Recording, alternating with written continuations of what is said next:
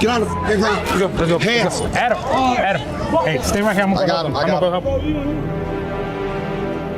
They might do a robbery today. They might break into your house tomorrow. They might steal your car the next day.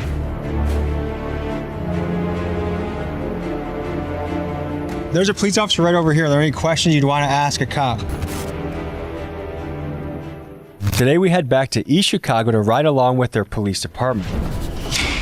And for reference, East Chicago is a city in Indiana just over the state border of Illinois, and it's very close to high-crime Southside Chicago neighborhoods. This department, led by Chief Jose Rivera, is big on a tactic called proactive police work. The concept is simple. Police look for minor infractions like broken taillights and traffic violations in an effort to uncover bigger crimes like illegal guns or people with warrants. Supporters of this strategy say it comes with a proven track record of crime reduction, while critics of it call it harassment to the citizens. We're showing you exactly how it works so you can decide for yourself. With East Chicago PD, we get to witness the effects of proactive police work firsthand, and you'll get to see everything from foot chases to traffic stops to arrests live in action. Let's get to it. All right, so we're hitting the field. It's summer.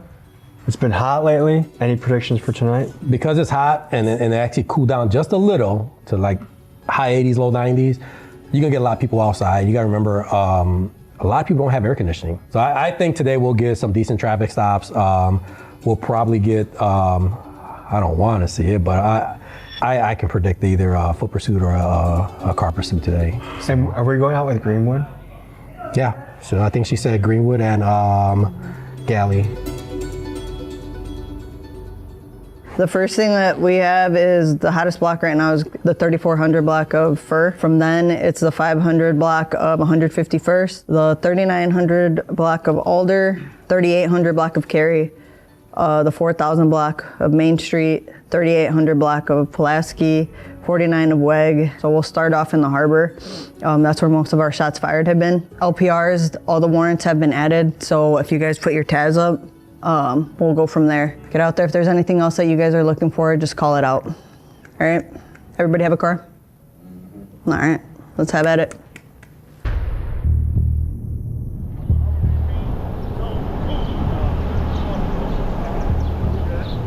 And we got one in custody, got some coke. All right.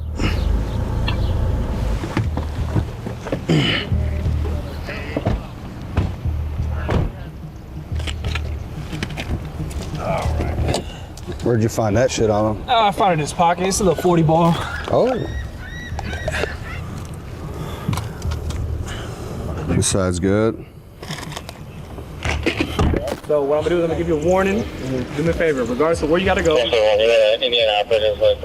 It's always key to slow down. All right. We got stop signs for a reason. So go ahead, you good to go, man. All right. So the driver was in a hurry. Took the stop sign, stopped him. The passenger was a bit jittery, kept saying on the G back and forth, saying that the city knows him. We smelled marijuana. Driver gave us full consent. As soon as we took both of them out, passenger became more jittery, got us nervous. So officer safety, patted him down, make sure he didn't have nothing on him. As my partner was patting his pockets down, he found a clear knotted baggie with a white powdery substance within, so. What's going through your mind right now? Man, I ain't talking to you people, man. Get that shit off my face, G. Shit, I'm a gangster, nigga. No, man. Psycho. No. What do you think should be different? I'll be out in 3 weeks. I'll be out in 3 weeks. He'll be out. We'll catch him again. You catch me again. So is he a repeat offender? Yeah. What is he known for in this town? Everything. This is Officer Galley. He served in the Navy for 8 years, and now he's in his 3rd year with East Chicago PD, and he's the guy who we'll be riding along with today. How's the community relations been with police lately? It depends on what you think on the police for real. So yeah, 12 be on deck for real. I love they be on. Yeah, but you just gotta stay out the way and you ain't gonna have no problems with police. Yeah, that's their job. So there's a police officer right over here. Are there any questions you'd want to ask a cop? Any questions? I don't talk to police. No. So what do you think it would take to have communities be a little bit more safer and like young guys doing less reckless shit? I feel like if it was like most people like basketball, if it was more sports events out here, a lot of people would do that. So there's no sports for you to sign up for? No AAU, no none of that. East Chicago does not have a football or baseball league. No. Do you know if that's true? Not even basketball. Chicago is a pop warner team. Yeah, they got Pop Warner. They got middle school, high school. Right, they got all of that. But I'm talking about summer leagues. Summer leagues. Say when I was younger, but they don't got no AAU leagues. That's what I'm talking about. What do you make of all that? It's predetermined by choice, if you were to ask me. And it has a lot to do with social media, who influences them, music, obviously. So how do you break the cycle? Because it seems to me there are some kids that just grow up kind of screwed from the start. Their dad's a gangster. They live in an area, let's say like Little Village, Chicago, where it's so entrenched. The chances of you not being in some gang just seem, that's the minority. When it's generational, when your grandfather, your father, and you were born and raised in that, that's almost impossible, I'll be honest. I have family where one cousin became a gang member, but the other one didn't, right? So it's not always gonna be all of them, but very difficult when it's how you grew up, it's all you've seen every day, that's all you know.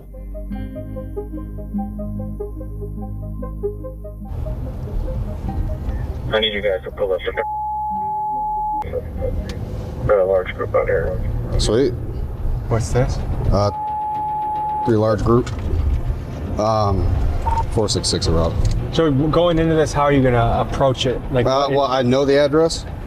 We're all familiar with these 2 separate addresses that are on. Again, kids usually got guns. Some of the kids that associated over there are known for shooting. Looks like just a bunch of kids. Yep. It appears someone fled the scene, and after that, chaos and foot pursuits broke loose.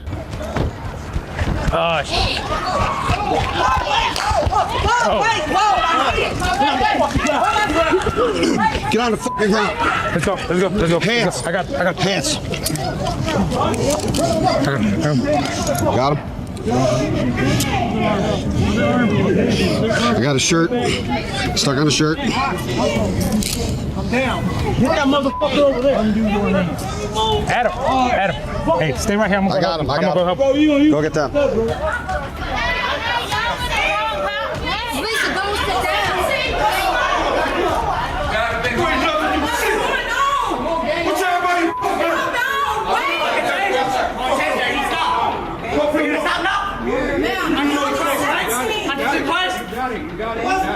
Please stop. Next time, please stop. You interfere like that? Okay.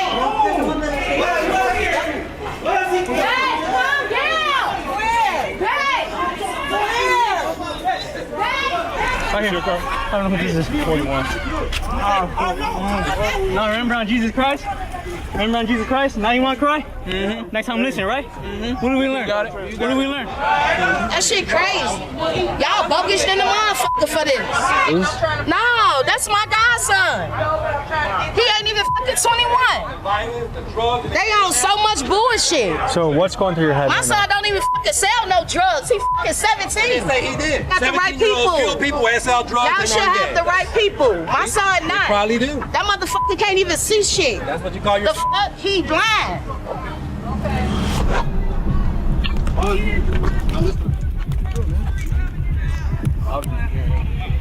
I know. So just to give people some context, we drove past. That shit It went crazy. from kind of nothing happening to a lot of action. I don't know what got someone tased, and a lot of people are mad and confused. There's people kind of shouting out their window like, what the fuck's going on? They don't What's never do happening this here? shit. They don't even do this. So Like dead I'm still ass. trying to figure out what happened to the scene, so we'll hopefully get some more information. This is all government housing. We get nothing but complaints of shootings, shots fired, drugs, gangs. We're here to answer that complaint, and this is what we get. But what we're going to do next is a follow-up is we'll get a hold of housing, let them know what's going on over here, how they're acting towards us, they're not cooperating. This is not the type of people we want living here. This is assisted living, but you should be contributing to the community, not being a nuisance and tying up our resources. So, is that a paddy wagon? That's our paddy wagon, so we'll transport them in there.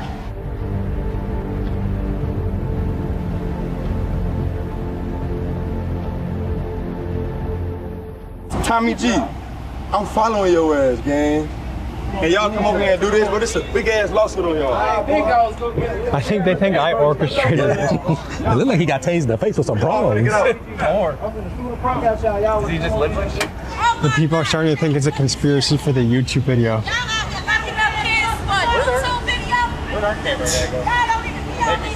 East Chicago. I'm just here for the ride along. I didn't call the shots. I'm not even sure what happened, to be honest. Trout? Yeah, like fish. He's in what?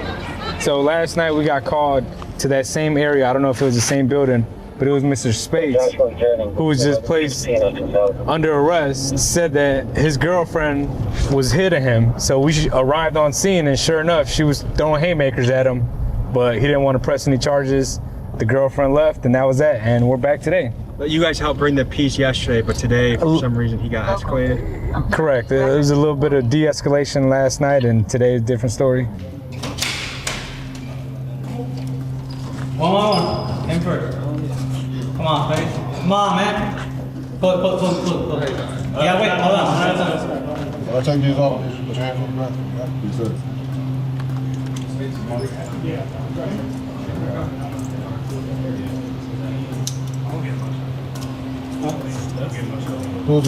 Tommy G, you crazy, gang. I'm just with that for a day. You know what I'm saying? You going to the wrong hoods, doing the wrong shit. Somebody is gonna do something to you, bro. I don't think so. I go in a lot of different hoods. No, I ain't trying to, no disrespect, I'm just saying. I'm following you. And I'm finna get famous on YouTube. I got the shit in my face because motherfuckers stabbing me. Yeah, I'm from Harbor, Indiana.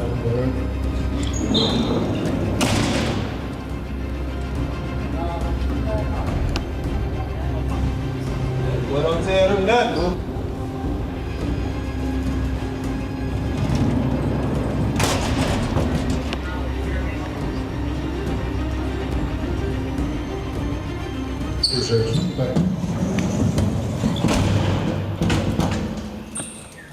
That's it. So can we have a little recap what happened? Sure.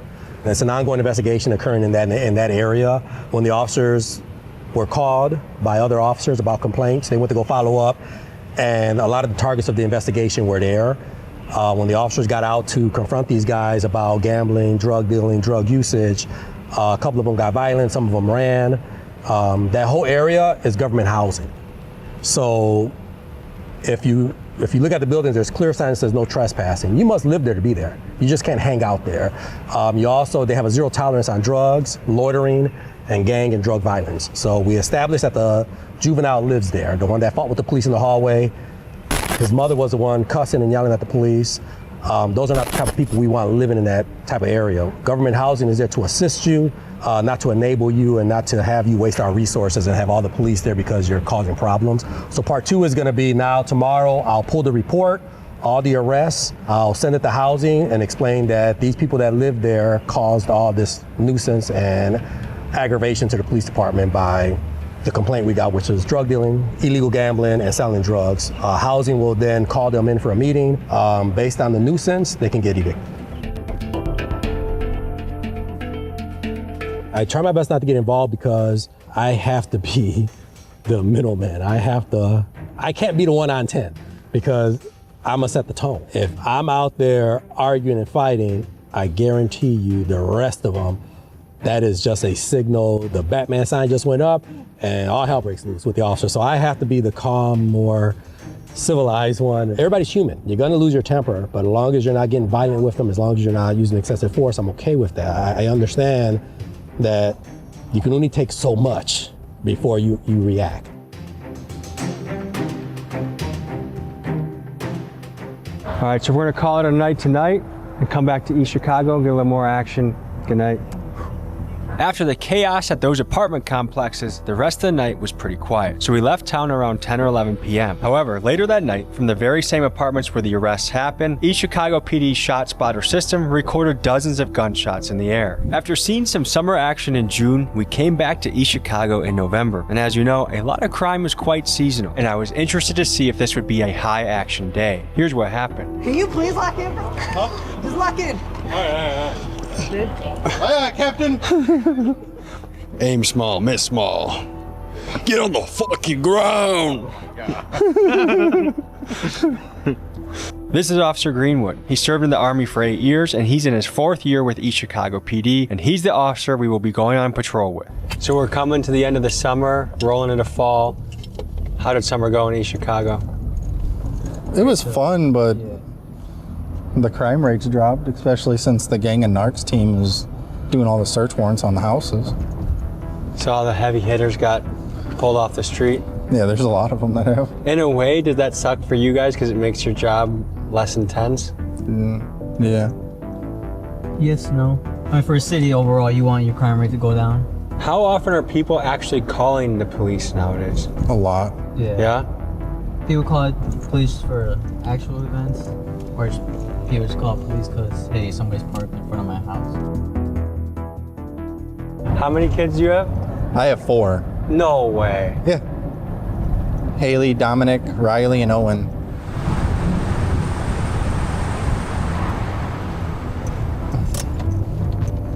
Is he asking to get pulled over? Railroad. Oh my God. Oh my God. It might be a really old person. Handicap. How you doing? Driver's license. You got a good registration or no? Yes. You do? Okay, are these guys Alright. getting arrested? Okay, we're hopping in. Okay, I'll tell them to step on it. To where? Okay, thank you. She said go on it. There's guys on the ground. There's guns and shit.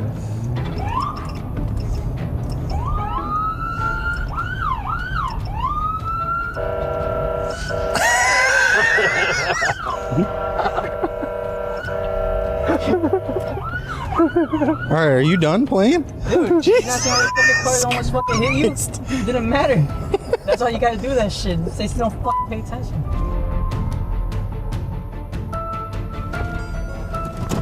Come on,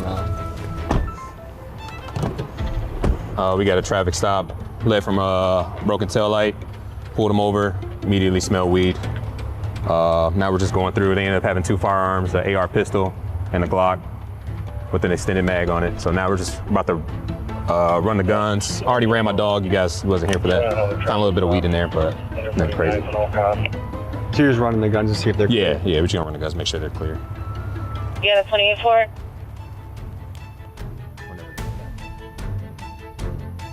Officer Morris ran the guns through the system, and when they came back clean, he said this to the guys he had detained. All right, boys, gotta take you in for felony possession, all right? What? No, I'm just messing with you. I'm gonna cut you loose. Oh, sorry. I'm gonna cut him loose. Yeah, just a little bit of weed. Let's be smart, bro. Let's not drink and drive and smoke, all right? You asking for attention.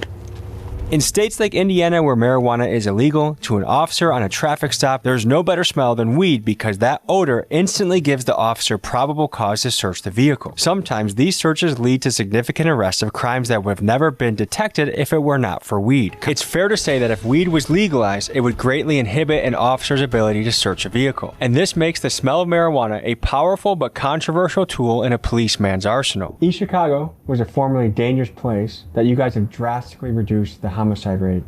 How did you go about doing that? So, and I hate when chiefs take credit because I'm not going to take credit for it. The way we first started was we thought that the more officers you have, the safer your city is. And we started to find out that wasn't the case.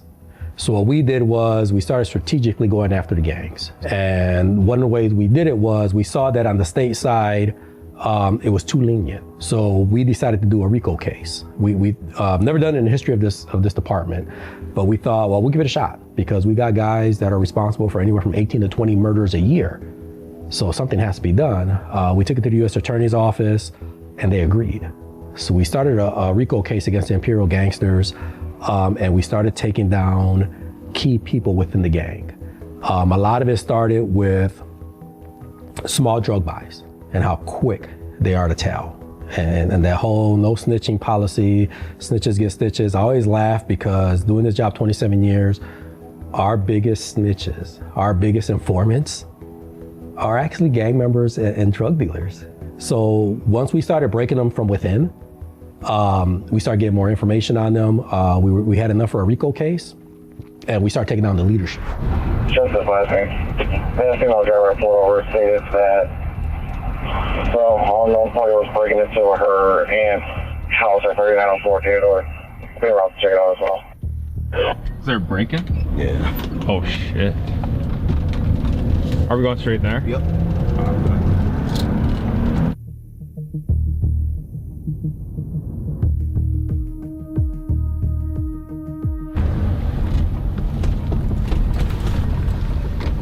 I'll let that take 100. It's not even locked in. Take a second 100? Yeah.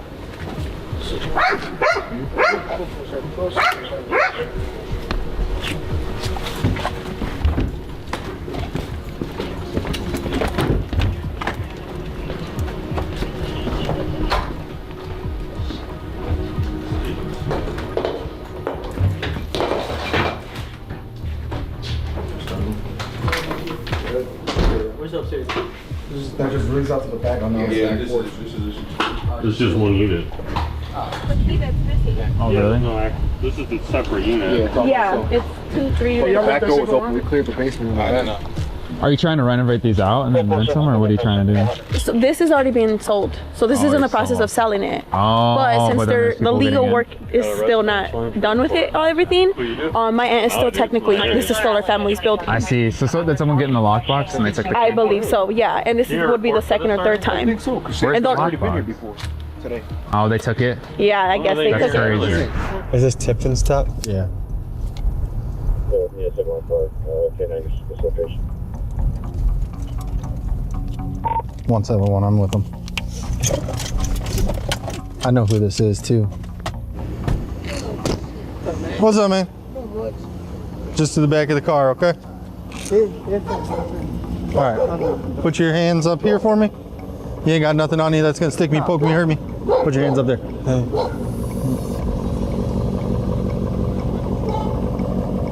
All right. Go ahead, have a seat on the curb, bro. I got a You got a. couple kilos. Okay. Stand right here then.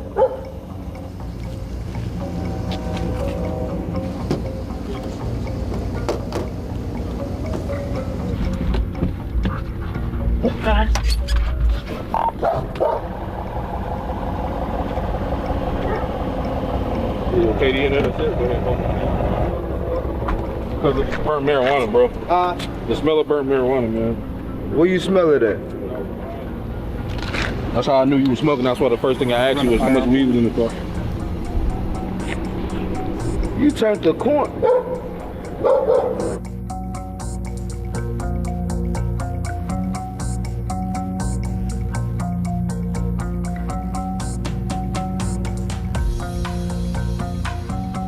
Obviously, weed ain't legal.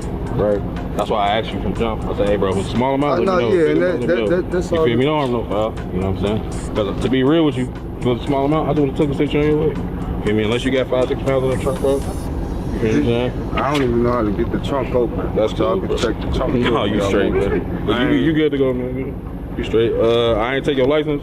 Nothing like that. Let's talk about proactive policing. Many criminologists advocate for the strategy because they say it comes with a proven track record of reducing crime. Take East Chicago. In the 90s, the city averaged 20 murders a year, but now averages only 5 or 6. Officers like Chief Rivera will credit this drop to proactive police work combined with aggressive RICO cases. And you can find similar results nationally. Jacksonville, Florida, for example, is a city that's really bought into proactive policing, and they went from Florida's deadliest city to dropping out of the top 10 entirely. However, critics of proactive police work will say that these tactics result in harassment to the citizens, the very people that pay the wages for the police that patrol. Folks, let me know in the comments your take on proactive policing and whether you'd like to see this type of law enforcement where you live. How do you draw the line with proactive policing between being ahead of the curve and being borderline harassing citizens? So that's all our perception. The community is always going to think it's harassment, right? Because they don't know the whole story. And I don't put it out there. Like, for example, just a couple days ago. So I get calls that at the park, the kids are playing basketball, but they're not just playing basketball, they're gambling and they're smoking weed and some of them are dealing. When my officers go over there to deal with those kids, people see, why are you bothering these kids? All they're doing is playing basketball. Well, I don't want to tell them that Miss Smith or Miss Taylor or Miss Sanchez called and lives down the street and saw what they were doing and wanted us there. A few blocks down, a call came in and Greenwood went to the scene to see if backup was necessary.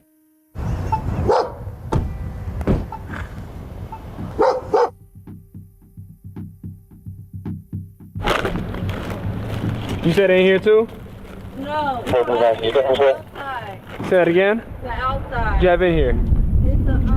It's just a piece of blunt that was rolled. He pulled it out. He got it. Sir, you just made it fall. Sir, look under the bag. It's a piece of blunt. You just picked it up. Okay, here it is. That's the only one? Yeah. Okay. 3814 Erie Court. Ma'am, is there anything else in here that we need to know about? And the middle part. The middle part what? Be talking to him. Be talking to him. She got Bro, is that fucking this coke? right here. Yeah, she got coke in there too. Fuck yeah, she does. Yeah, she got coke. I got the bag right here. What's wrong? If y'all gotta take me, just do it now. I got a baby. I know. Okay. You just had a baby? Yes. You talk to him? Okay, see if we can have some other I use cameras on you. Need to shut the fuck up.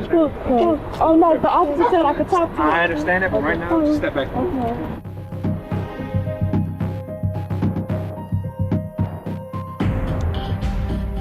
From what we can gather, it appears this woman was holding onto cocaine for her boyfriend, and due to the sensitive nature of this arrest, we decided to blur out this woman's face because stereotypically, the type of boyfriend that makes his woman hold on to drugs for him also tends to be the same type of guy that beats the crap out of women.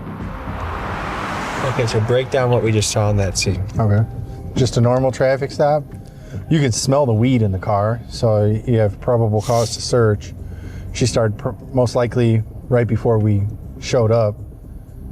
She didn't want to let anyone search the car because Tipton ran the dog. The dog hit on the car. So now we have probable cause. You got on the roll here. Gave probable cause.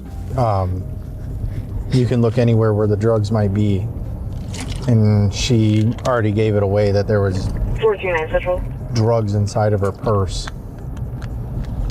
And when looking into it more, you can see there's a bag of coke in one bag.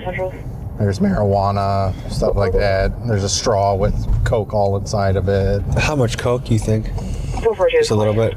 I don't know. I'd say maybe 2-3 grams. Why do you think this girl is so distraught? So, in my opinion, I guess that's my professional. That's not her dope. She's holding for somebody. I don't know if you heard her sisters when her sister came downstairs. They were like, tell them who gave it to you, tell them whose stuff it is. But I mean, I would be distraught too. She said she just had a baby too, so there's that. So do you think it's like a boyfriend that's making her? More than likely, a boyfriend or and she's scared. A friend that she's just holding dope for, and she just got caught with it. So you think she's the one that's using it? 100%. I've seen her a few times. She doesn't necessarily even strike me. She doesn't even have like telltale signs of someone that would be doing that drug. You know what I mean? So that would be really tough to get arrested for something that's really not your business. But why would it be advantageous to make her hold it? In my experience, say that dude's got 2 strikes. He's on his 3rd possession of that and that amount. So that's the 3rd strike. You want to go down for that 3rd strike, as opposed to her, relatively clean. They ran her background. There's nothing there. You know what I mean? So her, a slap on the wrist. Him, he's doing 5-6 years. So he's got to keep the hustle going. You got to keep making moves. So it's 10 p.m. here in East Chicago. Good night out in the field. It's cold. We should have been here a little earlier in the summer, but another good time with the fellas. Getting to see police work firsthand. Florida's where snowflakes come to melt, and I hope it stays that way.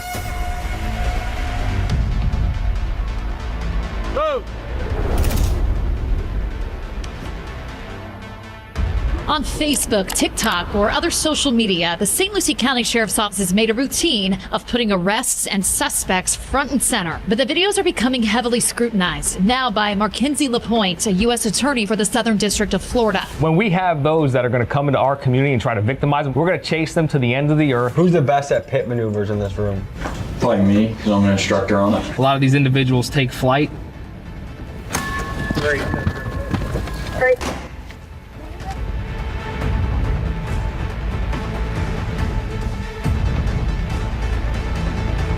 So they had enough balls to come here and victimize our citizens. Our deputies are going to put them through the ringer. They're going to end up landing in Pearson's penthouse where they belong. Pearson's penthouse. Florida sheriffs have a notorious reputation for their no-nonsense, tough-on-crime approach, and perhaps no man better exemplifies this than St. Lucie County Sheriff Keith Pearson. To some, he's a legend, a man where in the age where you wonder if the police body cam footage will be released to the public, he takes an unorthodox approach, broadcasting live, using social media to amplify his mission and encourage transparency. And he's not just some scrub on desk duty, he has spent years in the field, going on raids, doing high-speed chases in the Hellcat, and rocking the shiesty mask before it became popular. But to others, his antics are too much, over the top, and he's been criticized for being controversial. This man is unethical. He should not even be our dog catcher. Now by Mackenzie LaPointe, a U.S. attorney for the Southern District of Florida. Through a public record request, I learned LaPointe and Pearson discreetly spoke on the phone in April. LaPointe's concerns the videos hurt law enforcement's credibility. This is the first post LaPointe says he took issue with, writing, quote, "This disturbing image comes across as if the sheriff is posing with an antelope that he just shot on a safari." Together, we get to dive in and see what this man is all about. Boots on the ground with Florida's wildest sheriff. Let's get to it. And guys, let me know in the comments, is it a good idea for a sheriff to leverage social media and be more transparent to the people that elected him, or is it unprofessional to be filming the people you arrest?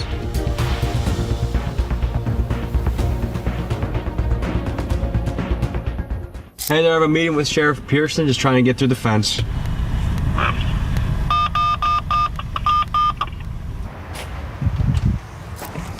How you doing? Good morning, how are you?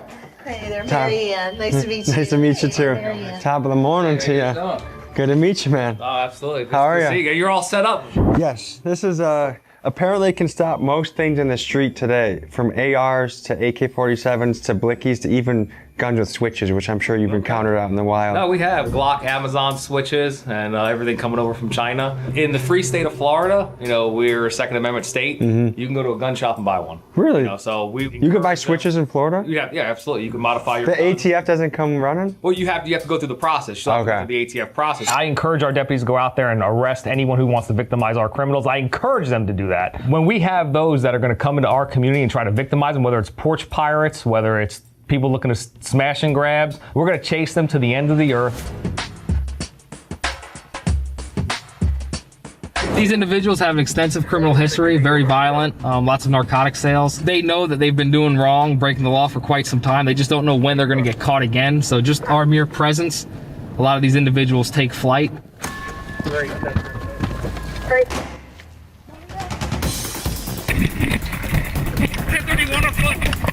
All units 1030 in pursuit. Watch the books.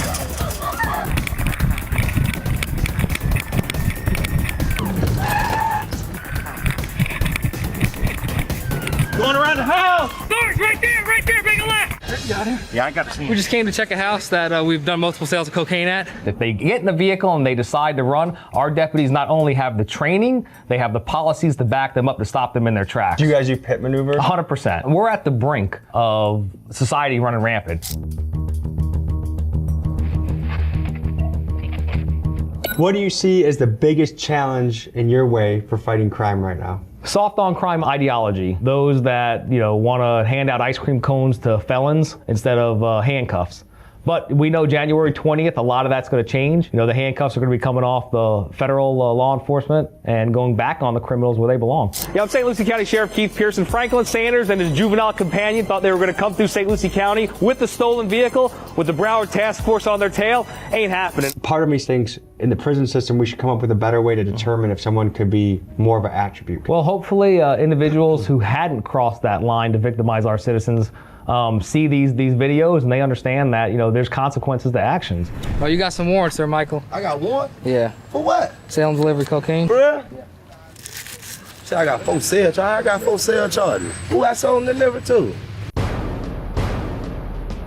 You have agencies, and mainly in our northerner states, that have woke ideology. You can't hold the criminal accountable if you can't catch them. So if they know you're going to get behind them and turn the lights on, they're going to flee. Well, what are they going to do? They're criminals. They don't want to be caught. So of course they're going to stop. But if they get behind and they know a deputy's behind them or a Florida trooper's behind them and they put the lights on, they know I've got about 5 seconds to make a decision before they put me in a ditch. So they had enough balls to come here and victimize our citizens. Our deputies are going to put them through the ringer and we're going to let them. They're going to end up landing in Pearson's penthouse where they belong. Pearson's penthouse. out. Most police forces around the country have shied away from social media, but you lean into it. That's what the people want. When you communicate with the public, they want to see transparency. Yes. But the media is fake. We all know that. The future is YouTube channels. The future is connecting with the community directly, cutting the middleman out who's going to change it to fit their agenda. What do the traditional media folks do? They take your video, your story, they put their own words over it and package it. There you have it. The Real plays music with what he called racially insensitive references. In a response, Pearson said, quote, that he wholeheartedly disagrees with your statement and that, quote, we will continue to highlight criminals and crimes in an effort to dissuade those thinking about breaking our laws. And again, the woke ideology, Florida is where snowflakes come to melt, and I hope it stays that way. You want to give us a tour? Yeah, we'll give you a tour.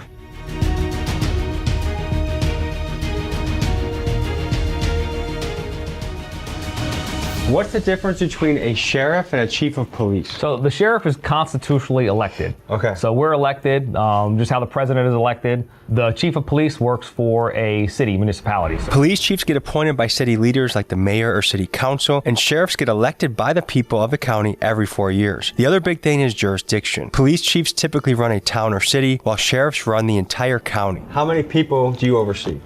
So right now we're at about 750. We have deputies in every single school in St. Lucie County to ensure our kids stay safe. So we have 18 years of these kids seeing our deputies every single day in a positive light. They're not only there to make sure that, our kids engage with law enforcement, they're there to protect our kids. Major Steve Sigmund, he's in charge of law enforcement. And when you ask how does it feel to be the CEO of a $100 million company with you're close to 800 employees, you can't do it without great leaders like Major Sigmund. What builds that budget? How do you get the money for that budget? Citizens, we go through a budgetary hearing every year. The county commissioners approve the budget. The sheriff's office is largely taxpayer funded? It's 100% taxpayer funded. No civil forfeiture? No civil forfeiture. Okay. So this is our real-time crime center. So we have our analysts here that throughout the day monitor radio channels. If our deputies respond to a bank call, a stolen vehicle, we have the display up here to where we can see what's happening. The ladies inside this room right here is literally the heartbeat of the agency. They're funneling out information. When our deputies are responding to a bank robbery, when our deputies are responding to a missing child, and they're sorting through all the background stuff, because we want our deputies focused on driving, getting there as fast as they can. So this is a portion of our traffic unit. This is Sergeant Evans. He's in charge of the traffic unit. Who's the best at pit maneuvers in this room? Probably me, because I'm an instructor on it. Some of you guys see some really rough things. They see, kid neglect. They see abuse. They see shootings. They see dead people. I mean, they see a lot of really rough things. Either make contact or entry at the residence that the two suspected homicide suspects are hiding in. Moments later, a man fitting the description of the suspect exits the home. White shirt coming out, appears. It's the shooting suspect. Or how do you guys work through that? We'll have our peer support group reach out to them. And it's an app that we put on their work phone so that they hit the button, whether it's alcoholism, whether it's financial issues, whether it's seeing something terrible, decompressing. We have that availability to them. If they want to step up and they think that they need the help, we have those resources for them and their families. What is your take on civil forfeiture? Oh, I use it all the time. So this Mustang here was seized. This Mustang was seized from a chop shop. Mainly it's vehicles. We'll have a drug dealer in a vehicle use a vehicle, while they're committing drug deals. Or we'll have these street takeovers. We had a motorcycle, BMW S1000 was seized from an individual who makes videos on TikTok, taunting the police, doing street takeovers, driving 191 miles an hour, just in and out of traffic, just causing chaos, running from the police. I think his quote was, he's happy that law enforcement agency is putting it to use that has the balls to drive it, or something along those lines. We were talking earlier about property theft. That almost seems like legalized property theft, but under the badge doing it. Well, if the forfeiture comes into when things are used as an instrumentality of a crime. But doesn't that sound like a little bit of a reach? No, not at all. I don't think so. A lot of the stories that people hear about is person driving down the road, they had a whole bunch of money on them, they stopped and they said, I think this is drug money. Yes. And they would take, those days are gone. Okay. Do you agree with that? Oh yeah, that was ridiculous. Are you having any trouble recruiting? No, we've got lines around we're not the highest paid agency either, but I think being able to connect with the community, being able for the younger generation, the newer generation to see that we want them to be cops. As long as our deputies use their judgment and do it for the right reasons, I got their back 100%. But if they mess up and they do the wrong thing, I'm also going to slam them just as hard. Yeah. And folks, just a reminder, if you want to get the Big Dogs Gotta Eat sweatshirts, RIP Mainstream Media t-shirts, TommyGMcGee.com.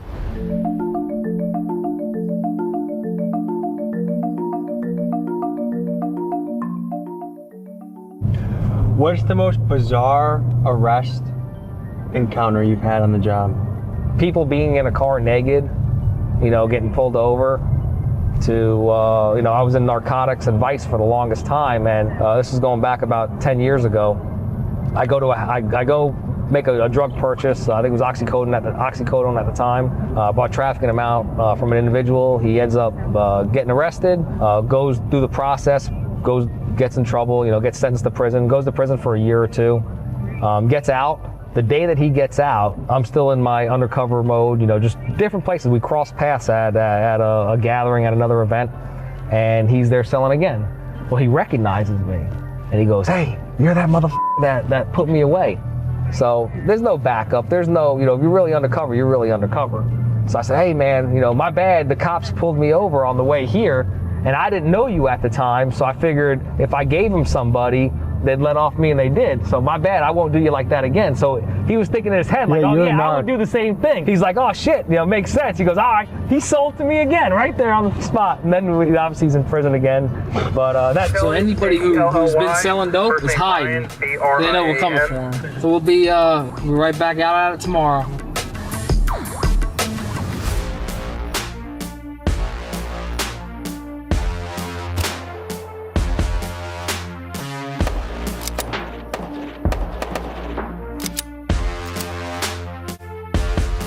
How are you?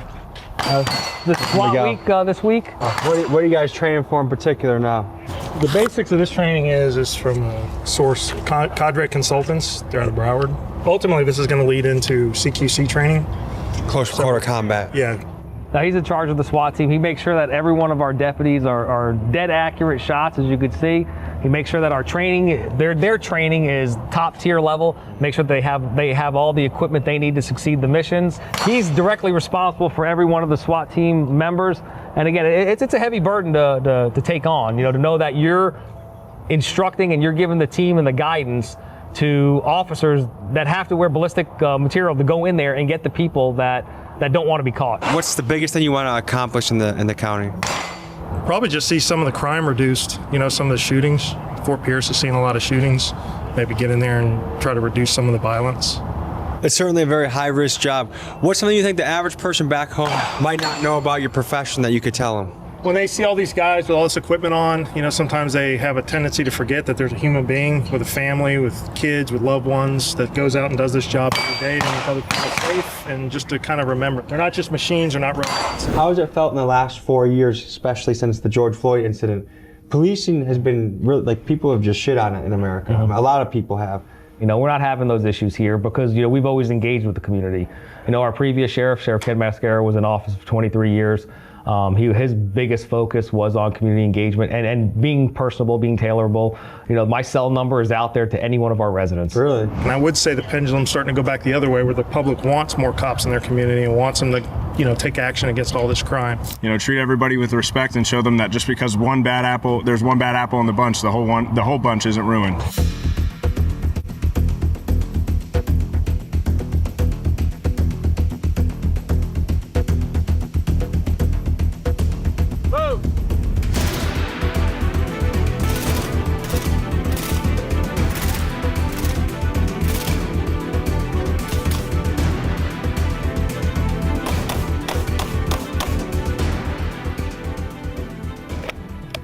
How often when you guys are doing a raid, let's say you're raiding someone for fentanyl, how often does a shootout actually occur?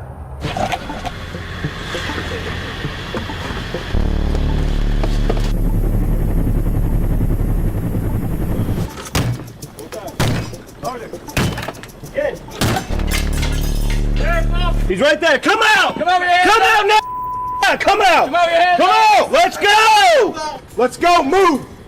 Move, I don't care, move! Shield up. Coming out, Mikey. Small room, small room. All right. We'll clear this side of the house. We surround the house. We make our presence known. We use the presence of marked units and verbal de-escalation. We give the commands. We ask them to come outside. They 9 times out of 10 realize that we're not going anywhere. It is in fact a search warrant. We have a legal reason to be there. And generally they'll come out realizing that, look, there's a show of force. We're going to end up coming in anyway. It's inevitable. So we usually get the intended result with the least use of force possible. Tonight we're taking part in a multi-agency enhanced traffic enforcement operation. Some of the detectives stopped the vehicle for some traffic violations, and they transmitted that they've recovered a large amount of narcotics. We're going to head that way and see if we could help with anything. There it is. It's inconspicuous. It's the shape of a kilo. We hadn't had it cut and open yet to check it, but the dog alerted to it. They said the item was initially concealed underneath it in there, so we're going to contact our crime scene unit, have them come out, process it. It's a fairly large amount of narcotics from what we're seeing at this point right now. There's one. And there's another kilo of cocaine. What are the most common things some police departments are doing to drop the ball right now? But when it comes down to, law enforcement, when it comes down to, fixing problems, it's very simple. Just you got to go right back to the basics. We've been a community, or we've been, people have been on the earth for many, many years, and then we evolve. But you can only evolve so far. Evil's evil. People are going to commit crime. You have to just face it straight on, and then use what you have within your means. Budget plays a big role in it. Not every agency has the budget to, have the real-time crime center, to have LPR cameras that only assist our deputies with going out there and locking people up.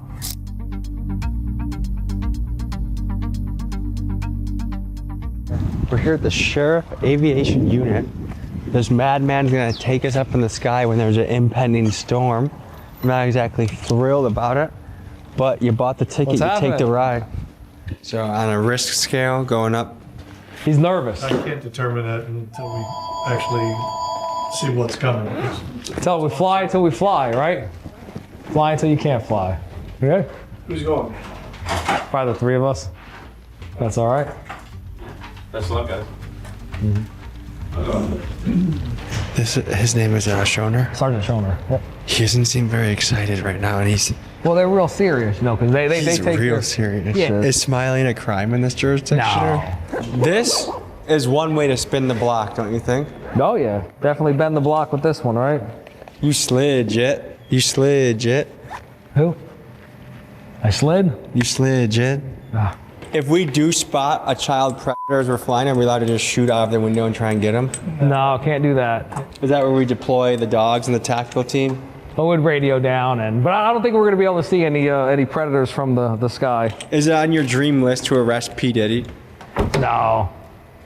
So is this going to be a no-joke flight? Yeah.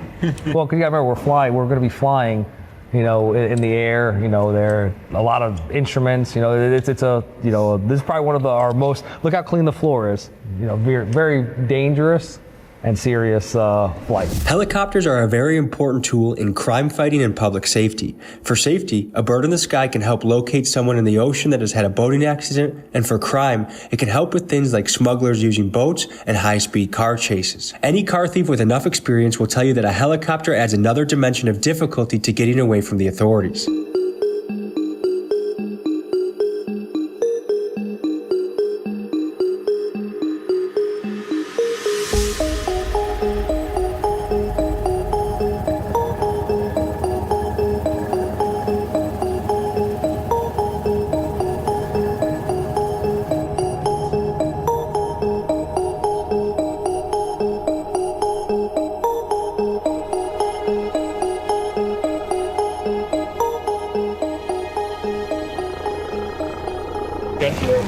But that was actually pretty damn smooth.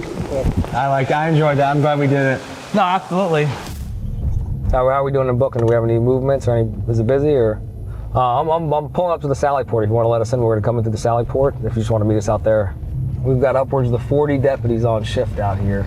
I mean, it's one of the largest moving pieces, because we're entrusted to keep, our community safe. What's happening, buddy? Good. This is our intake area.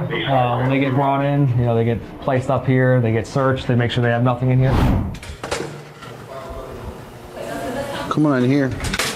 This is where we do what we call the pat down area, or to make sure no one has any weapons or drugs or anything like that before entering the secure area of the facility. All their property is taken from them at this point. Your misdemeanor and light felons in male will get blue uniform. You can see the orange over on the other side if they are a violent inmate or they have a violent past. They have a database that we get a thumbprint from them, and it kind of puts a light, not an AFIS, but not a 100% fingerprint match, but it's our own little database because our deputies do have fingerprint readers on the street. So in the event that a deputy encounters somebody and they don't have ID or they don't want to be cooperative, we're able to use a small device to get a fingerprint. If they've ever been arrested before, it'll give us a close match to them. So it'll at least give us a roll. Now, this is our holding. Usually we'll keep people separate. If we have males and females, we'll keep females in one, males in another. So when they come into here, this is an X-ray machine that they're able to do a body scan on to see if there's anything on them, anything hidden in their cavities. Check them in the rectum, they say? Well, I'm not sure if that's the terminology they use, but this would be the device that does the body scan, and it would be able to determine if there's something there hidden. Sometimes when people come into the facility, they're not necessarily drunk, but just out of control or violent or wanting to fight or lash out. It would suck to have to get strapped onto this. It does. No, I think it would as well. But again, it's designed, to prevent somebody from hurting themselves, whether they're here, they're banging their head on the wall. But once they're in this, they're put on camera, they're on constant surveillance. Who makes money from the bonds?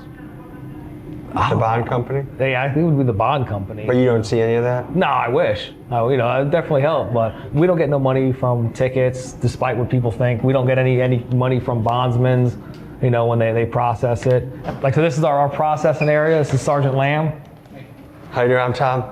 This is where they would take their photos, they'd fingerprint them, they'd put a band, wristband on them. And then when they're going to call their bondsman or make a phone call, here's the holding cell. You have the phone call. So this is where they'd call home. They've got a list of different bondsmen.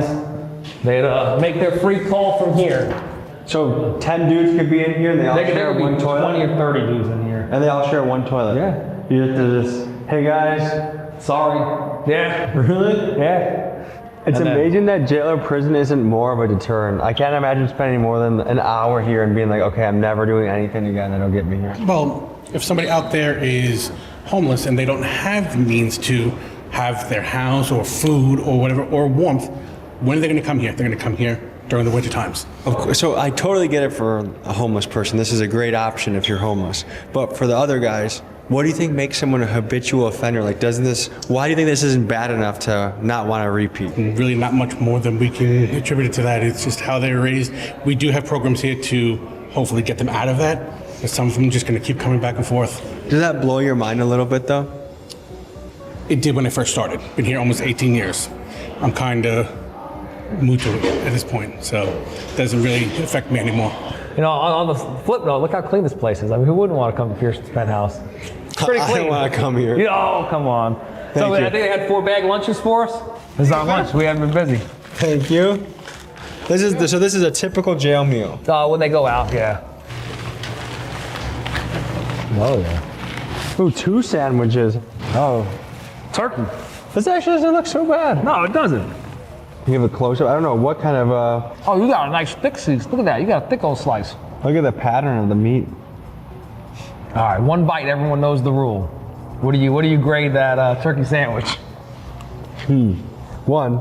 They actually have a real thick piece of turkey. If this was an airport, it'd be like, a fraction of this. I say as far as jail food goes, this is pretty good. Good. I'm glad that our culinary department is up to par. I can already tell how it tastes. Oh, how does it taste? Tell us. Bread and turkey.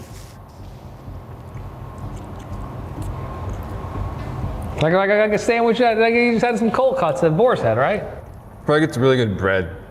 Like the bread makes I thought the bread was gonna be more tough or more kind of stale.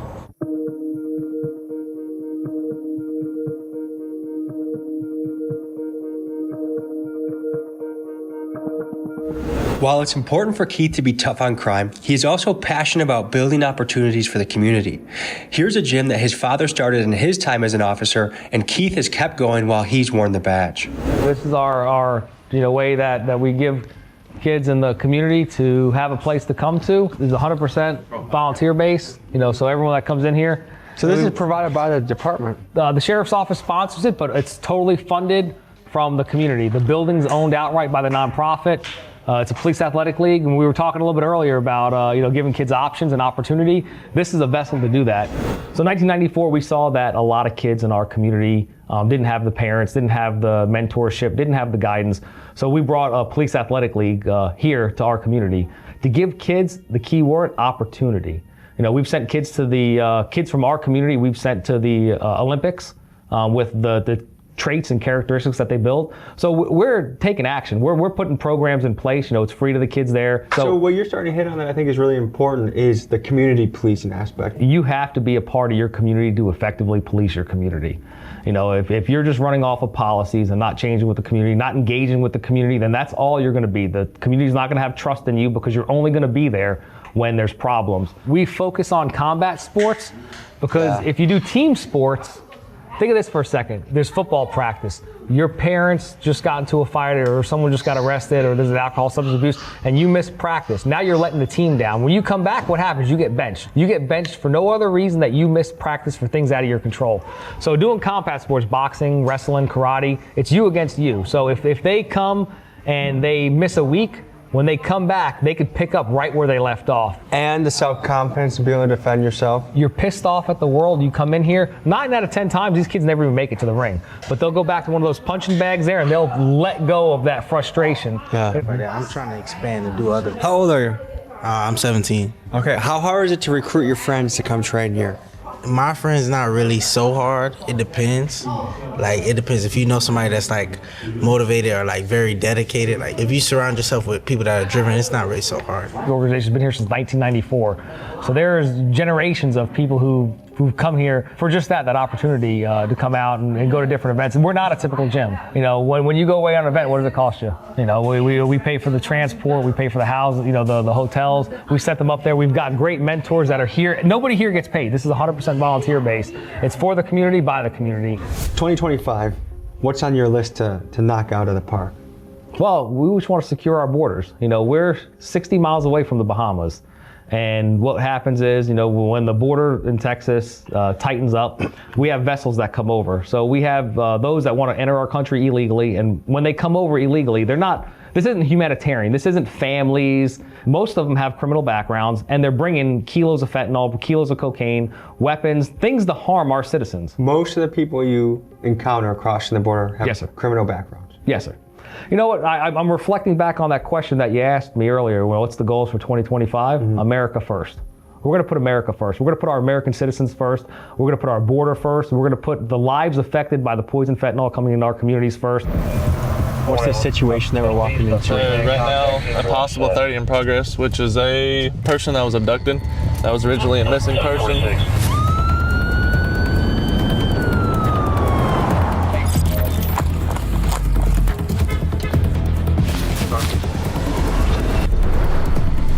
Welcome to Jacksonville. Hey man, show me your fucking hands. He's in the house. Right here, Kyle. Right here, Kyle.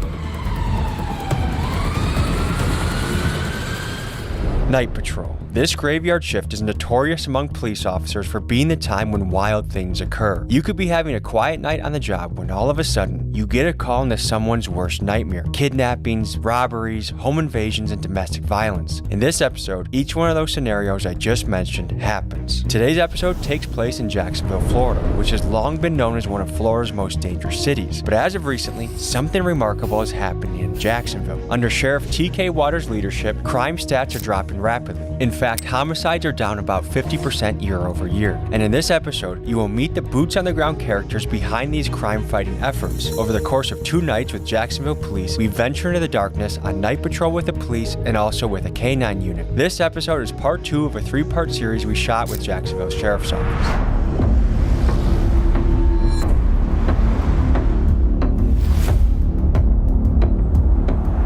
folks, we're in Jacksonville, Florida, here for a police ride along.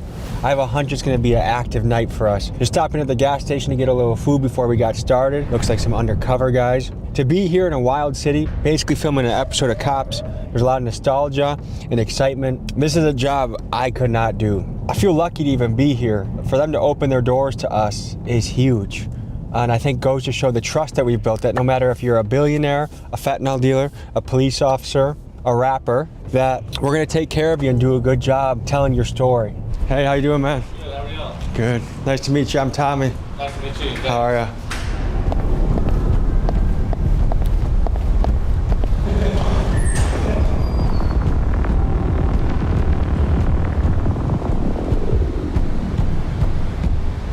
Ladies and gentlemen, how you doing? We have a crew, Tommy G Productions. They're coming to showcase the good work that you do day in and day out. They want to see patrol, narcotics, task force, how this great agency works here in our community. Yeah, thank you guys for having us. We've done this with East Chicago PD, we've done it with Drug Task Force out in Memphis, and we just want to be there to be a fly on the wall to showcase your profession, and we're very coachable, so whatever we need to do, move here, do that, tell us, and we're just happy for the opportunity to be with you guys for the next few days. So we just found some intel out about, I guess there was a shooting last night up in District 6. The suspect's still outstanding. No idea where he's at yet. That's really all I got tonight, so just stay safe out there, test your tasers.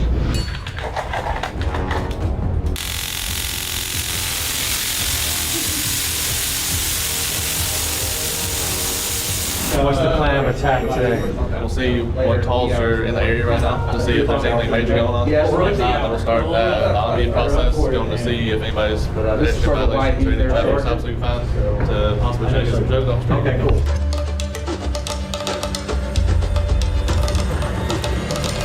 So give the people the lay of the land. What's the situation that we're walking into? Possible 30 in progress, which is a person that was abducted. That was originally a missing person. So what's your mindset going into this, or what's your role in the strike? So basically figuring out where everybody else is set up currently, and then getting with Lieutenant to figure out where he wants us to set up at for this 3-man strike team that we've got set up. Prayden, do you have breaching tools? I've got it. They need breaching tools at the door.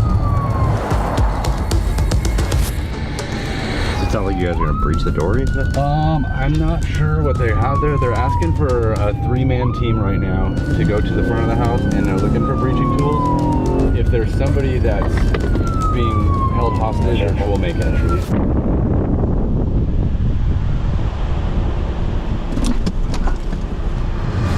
What do we know so far? We have a little girl in the house. She's 15 years old. See.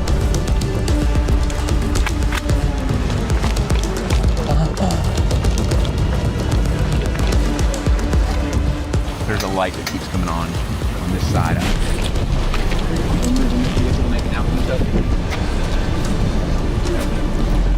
Let's move. I want to move the complaint. I don't want her to be in the last back here. Hey.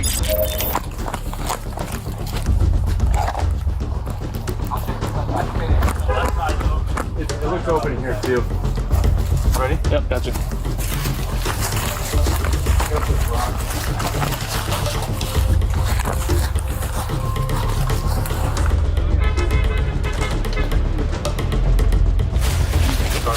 Yep. Stay to the side of the car.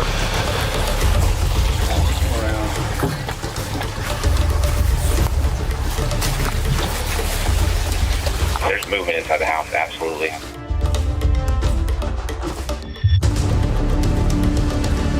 Pistols down. Stop. All right, we got contact at the front. Stand by. Step outside.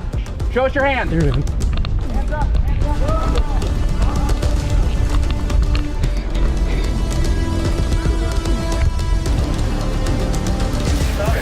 You guys stop moving behind here.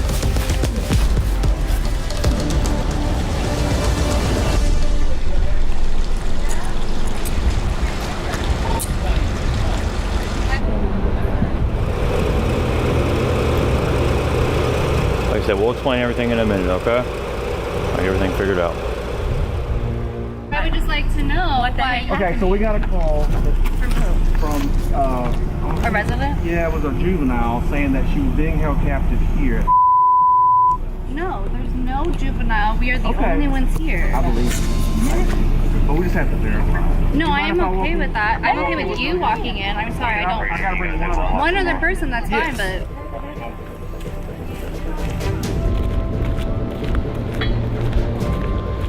So sorry for the scare. Thank you for understanding. Okay, good. Well, I appreciate your compliance. Very important.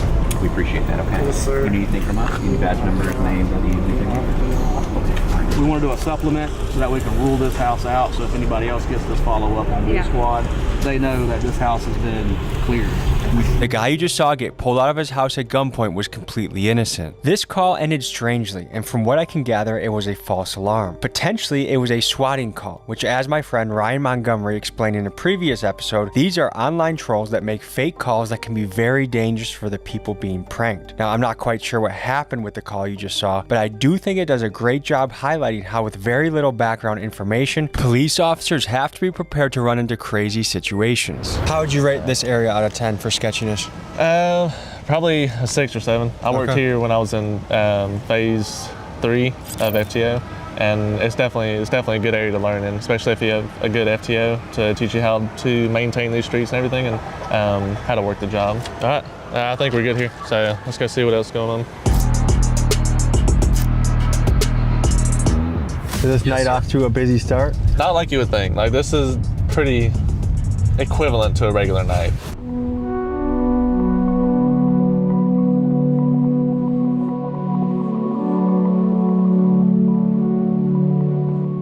So we're here about to have a meeting with the sheriff, TK Waters.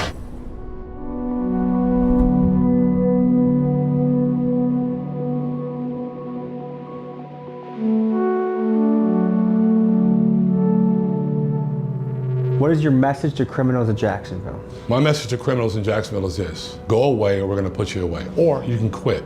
We're not the agency that you want to try. Stop committing crimes in our community, or we're going to get you. We're coming for you. One of the things I'm most curious about is if you look at the homicide rates from 2022, 2023 to 2024, the city's dropped almost in half, which is remarkable. It is remarkable. What's the secret sauce that's cooking here? Man, hard work. Listen, proactivity is not a dirty word. Proactivity is what we're supposed to do. Proactivity is a part of one of the basic parts of police work. If you see a police officer just sitting there, he better be sitting there, or she better be sitting there writing their police report so they can get on to the next, whether call or out there being proactive, looking for people that are doing things they should not be doing in our community.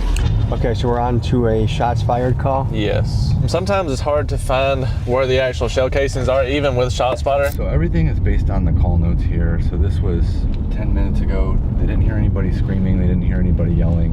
You kind of got to go in thinking that the people who did it are probably already gone, but you always want to keep your head about you. The person that reported this, what are the odds that she'll actually speak to you now that you're here? Both of these people are not wanting to speak to us, so they're just informing us that there was shots in this area and they want us to come and check it out.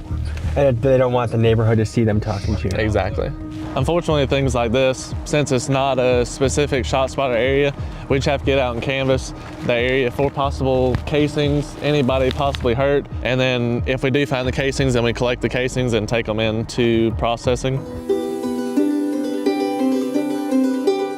This is the NIBIN laboratory for the Jacksonville Sheriff's Office. This is Jacksonville's Crime Gun Intelligence Center, CJIC, and this office uses the National Integrated Ballistic Information Network, or NIBIN, to analyze ballistics and help solve gun-related crimes. By leveraging NIBIN, the Jacksonville Sheriff's Office can quickly process and compare ballistic evidence, leading to more efficient identification of suspects and connections between crimes. For instance, when casings are collected based on ShotSpotter alerts, it has yielded a 42% hit rate when processed through NIBIN, and this links gunfire incidents across multiple jurisdictions. So instead of saying it's a boy or it's a girl, you say it's a 9mm? It's a 9mm, but is it a 9mm that goes to that? Because there's different characteristics of the 9mm depending on the gun. Did y'all hear any shots fired or anything? Okay. Thank you. I ain't got nothing. Where we have ShotSpotter areas, we'll typically find the casings more often than if somebody just calls them in like this, but without an exact area like ShotSpotter can give us, we don't really know where to look. And so you guys have a testing facility where you fire a gun and then you examine it? We do. It's a bullet recovery tank, and it's got a portal that the examiner holds the gun, shoots into the portal, into the water, and the casings are ejected out in a semi-automatic. We collect the casings that we know went to that gun, collect the bullets, and we bring them back here to image them. So is it frustrating trying to solve things, but you get very little help from the community? Yes, but we also have a lot of different avenues that we can use to try and find suspects. Gun laws in Florida are pretty good for the gun owner, right? For the most part, yeah. So there's some heavy shit on the streets? Oh yeah, for sure. So what's your why? What gets you excited to wake up in the morning to do this? Just something new every day. You literally can't put the same day into another day, because it's always different. You never know what you're gonna get. Would you say that this job's your calling? I think public safety as a whole is. So some Americans would look at the drug laws and say the war on drugs has not worked, and why are people still getting busted for things like weed? What's your take on that? Drugs are always going to be on the streets because we don't have the manpower to catch everybody, nor the assets to be able to do all of those things, to be able to take them all off at like one specific time. That's why our specialized units try to hit it as hard as we can. The biggest issue with it is the amount of fentanyl that's being laced and all this stuff that's it's killing so many people. We're definitely in the trenches right now. Oh yes. Hey, y'all come talk to us for a second. Y'all know y'all gotta be on the sidewalk. Yeah? Okay. Yeah. The police, they liars, manipulators. What do you think it would take for the public to have a better relationship with police? Better communication, I guess. I don't know, because I went to jail for some stupid shit. And the police should be more honest about stuff, because they will sit here and make you feel comfortable to talk to them and open up, just for them to do the complete opposite of what they just made. They made you feel safe. All right, here you go. Honestly, I feel like just like now. Everybody should be free, and we shouldn't have nobody trying to tell them how to live their life, because God gave everybody free will to live their life, and we shouldn't have no police trying to stop them. All right. They don't really be helping. They be killing and stuff more than they be helping. That's all I'm saying, but y'all be safe tonight. Did he already tell you about the lights on your bike? No. I'm leaving right here. No, you don't need to leave it. You can walk with it. I don't need it. You're fine. Stay off the road.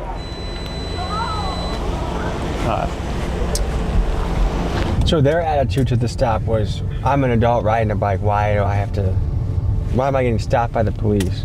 But you're still breaking the law based off Florida state statute per you being in the road when there's a sidewalk provided. So that gives us right to be able to stop you and inform you about your violation and possibly give you a ticket on it. You don't have to give a ticket.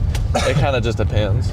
So what type of issues do you see facing this particular neighborhood the most? Domestic violence, and then burglaries to conveyances. You see there's cars everywhere. Most criminals know that cameras are only going to pick up so much. If they've got a mask on, they can come and bust in that window right now and get whatever they want out of it and get out of here, possibly before an officer's even on scene, so they might be able to get away with it, kind of thing. You could wave a magic wand and change one thing about these areas. Probably more job opportunities, because that's mainly what people want. People want to be able to make money to afford for their families. How do we get more job opportunities to the hood? That's a tough one for me as a sheriff. I think the opportunities are there if you want to take the opportunity. Let me use myself for example. I'm not perfect, right? As soon as I became old enough to work, there was a job there for me. Whether it be bagging groceries at 13 years old or working a summer hire job in Europe when my dad was stationed in Germany, working a summer hire job and then going to bag groceries when it's done. The reward of being able to earn my own money is tremendous. It's a sense of accomplishment. The jobs are there. They might be smaller jobs, but certain jobs I believe are entry-level jobs anyway. So take those entry-level jobs. We live in the society that we live in, because we live in America, there's a sense sometimes of an entitlement. Let's not have that attitude. Let's realize that we have to crawl before we can walk. Start where you need to start and move up. The jobs are there.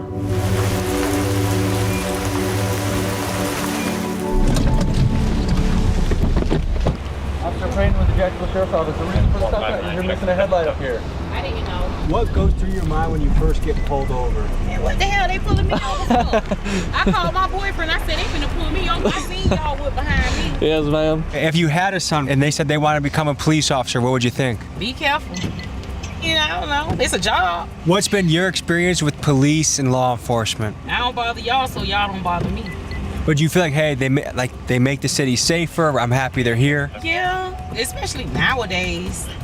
Yeah, bad nowadays. It's like bad. It's nothing like when we was growing up.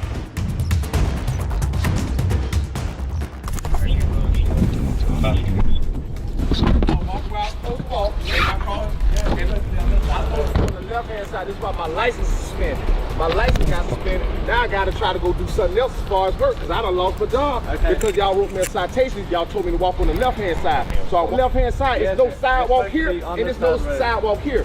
I looked it up in the statute, it says walk on the left-hand side if there is no sidewalk. How many times I gotta get stopped today? Okay, well, they were probably This don't make no damn sense, man. Y'all out of control, man.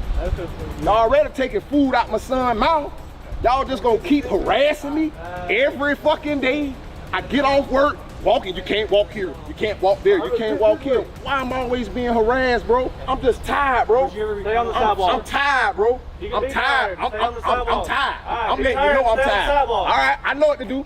One of the strategies Jacksonville police champions is a tactic they call proactive police work. It's when officers pull people over for minor infractions like driving with a broken taillight or walking on the wrong side of the street, and this gives them the legal means to investigate for more serious crimes like felons with guns, drugs, and outstanding warrants. Supporters argue that this approach takes dangerous criminals off the street before they can do any harm. Critics, however, see this as a form of harassment. Let me know in the comments what you think. Are you a fan of proactive police work, and would you want this done in the city where you live? We had an interaction with a man last night who was walking in the street and he got pulled over. He got, licensed, and he felt like he was being harassed. I'm an adult walking down the street, and the police officer we were with said that, we got to look at the little things because they could turn into big things. But, you guys have done a fantastic job cracking down on one of the biggest crimes there is of murder. How do you balance that with not being overbearing on the population? I'm an adult walking down the street. Why are you pulling me over with 2 squad cars? So first of all, where was he walking? Second, what time of night was it? Third, was there a call for service about a suspicious individual, which happens quite often. You don't do a drive-by when you're walking through a neighborhood. You do a drive-by because you're in a car with weapons and you shoot at people that, whether it be a rival gang member or something like that. And then sometimes some of our innocent people in our community fall victim to that kind of stuff. So we stop cars and we look for reasons to stop cars.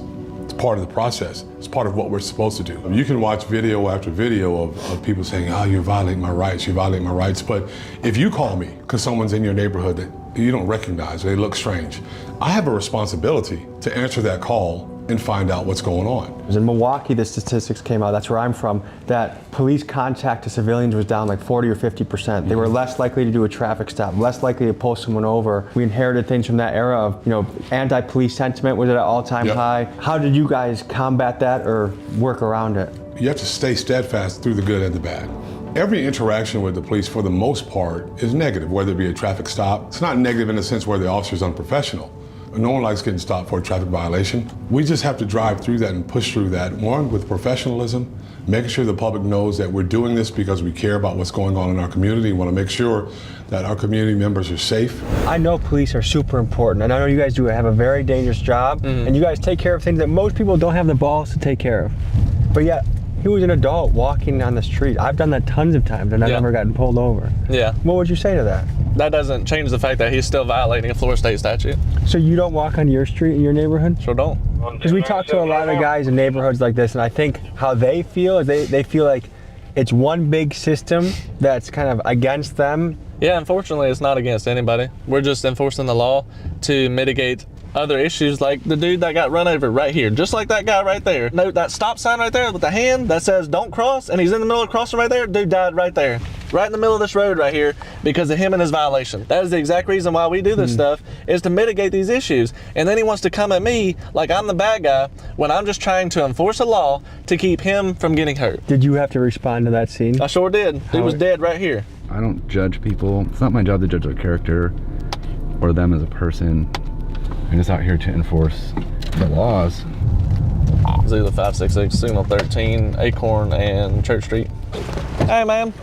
You ain't got no light on this thing. You need to get one. You need one for the front and rear. You gotta have one, a white light on the front that's visible up to 500 feet, and then a red light on the back. Yeah, you gotta have a light on here. We got a lot of people getting hit out here. Thank you. Just hang out with this officer. I'll be right back. She works at Daly's in Mandarin. Holy cow! She rides her bike to and from work, hour and a half every day. Yo, that's commitment right there. Yeah, that's a long way. Here you go. You're all good. Just make sure you get a light for the front and the rear of it, okay? Yeah, I be having scares on the bike, so. Exactly, yeah. We ain't trying to have scares on the bike. That's why we pulled you over, just for the same instance. Yeah, So, I get you. that's a long way to ride a bike. Holy cow. Yeah. But she just got her vehicle stolen last year. I think that just goes to show how much that impacts someone's life. That now she's spending 3 hours a day biking to work. Yep, exactly. What are we running into? So we got a 21 burglary to a residence that just occurred. Complainant residence suspect is complainant's son, so possibly could be civil because they're family members, but we still don't know that yet. Son came in through the window. It could be civil because the son could have a key, but she's saying it's a burglary, so we have to treat it as such for a burglary. Her own son? Yeah.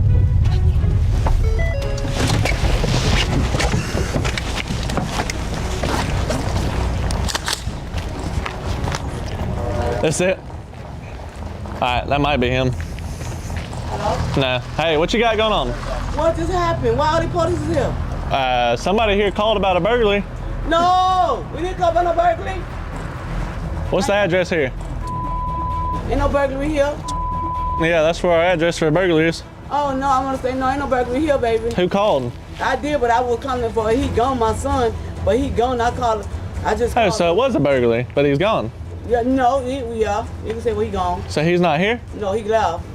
She called the cops, but then acted completely surprised that you guys showed up. Yeah. What is that about? I don't know. It's pretty dead. So what do you guys make of that situation? That's a common theme. Parents calling about their kids because they don't want them in the house. And then we show up because we have a call for a burglary. And then she doesn't like that. So then she doesn't want anything done. And if she doesn't want any police services, then there's nothing we can do. This is a thinking man's game. There's so many statutes and laws. This isn't just a brute force job. This is someone that you have to really be on your toes and aware of things that are changing all the time. Yeah. What is that like? It takes, I guess you could say it takes a toll on how you have to think about things. It also is a way you have to think about things when you go into a call. So sometimes when you go into a call, you have to like think about all these statutes that you have to follow per Florida, or all these policies that you have to follow per JSO. You have much bigger cojones than I do. Thank you for taking us out tonight, and stay safe out there. Will okay? do, thank you. That concluded an action-packed first night with the Jacksonville Police, and we were told the next day would be spent with a legendary officer on the K-9 team. Let's meet the guy. Sarge, tell the people who you are and what you do. My name is Sergeant Plogger. I'm one of the 3 K-9 sergeants at our JSO K-9 unit. What kind of stuff have you seen in your day? Have you been shot at? Yes. Have you gone on foot chases? Oh yes, like working behind. When I was a K-9 handler, yes. I mean, all that stuff. So the K-9 unit only deploy on typically, violent felony suspects. So usually when a K-9 unit is being asked to respond to a call to assist, they're going with the air unit as well, and it's usually someone who's done something very violent and then ran from the area. And how have you seen Jacksonville change over time, keeping in mind the homicide rate was almost double 2 years ago and has gone way down? Yeah, so our Sheriff TK Waters has done a phenomenal job. He's definitely increased the proactive policing initiatives, putting his officers in areas that are extremely more violent than others. What's the secret sauce that's cooking here? Man, hard work. Listen, and I think everybody knows this. 2017, 18, 19, 20, weird times in the United States of America, where you vilified, and you get to a point where around the country where, all right, I want to do this, I love my community, but if I do this and then something rough happens, they're gonna persecute me and drag me on the news, drag me on YouTube, Facebook. At some point, officers began to take a step back. We didn't really notice it that much here, but if you have a person that feels like they're gonna be persecuted for doing a job that not many people want to do, and what it takes to be able to get here, you have a tendency to want to slow down. Well, what we've done here is proactivity is not a dirty word. Proactivity is what we're supposed to do. Proactivity is a part of one of the basic parts of police work. So what are we walking into right now? This is just a parking garage we were using for training. This is a 4-day tracking class. put on by a really good trainer. And he's just teaching his theory and methods of how to implement getting these dogs to track and keep their nose on the ground on hard surfaces, which is the most difficult for dogs to do. And what are these fellas about to do right now? Run a track, so we'll get to see the dog work a human odor in a direction and complete it all the way to the end. And that's what we're working on. This is hard surface tracking, so obviously not grass. This is the most difficult tracking that you can do because there's not grass and dirt and moisture up here to hold that human odor. So we're working on paying the dog right from the start. You see he's locked onto his little bit of kibble, but blended in with that kibble is where he has laid a track all the way around this. Take a step, nice. Move, slide line, very nice. He's working like there's stairways there. The track goes past the stairs, the dog goes in the stairs, but then makes that turn and follows it down to the end. So now he's following odor exactly like we want to do, and that was his marker. How bad can a dog bite somebody up? Permanent bodily disfigurement, like helicopter flight to the hospital. We got a call? Training program. Hey, brother. Oh, have a good one. Good meeting you. We just got a call? Yeah. What's happening? Something about fleeing a legal warrant. We'll check the computer when we get in the car. So, what'd you say this is a dangerous job? Canine is probably the most dangerous job in law enforcement, in my opinion. It forces you to take exposure. So, our SWAT guys deal with like the worst of the worst. Those guys are highly trained, right? But then they have a lot of armored vehicles, and most of what they deal with are high-risk search warrants and barricaded suspects. When you have these violent criminals who do the things that they do and they run off in the woods, you have no idea where they're hiding. So you're having to take, your safety and put it in your dog's hand and your dog's nose, really. And is this a lights on speed in there or just cruise there? I don't do that a lot, man. You got people on their cell phones driving, dude, right? They're not paying attention, and all of a sudden they hear sirens and see lights and they freak out even more. Like what we saw in the last few years, now people are comfortable calling shit out. Like when they see a convenience store robbery, like the comments online are just dragging that person, like what a piece of shit, blah, blah, blah. Like, and I think young men they want their cities to feel safe again, and they know they can do something about it. Yeah. Yeah, no, that part's true. I can definitely see that.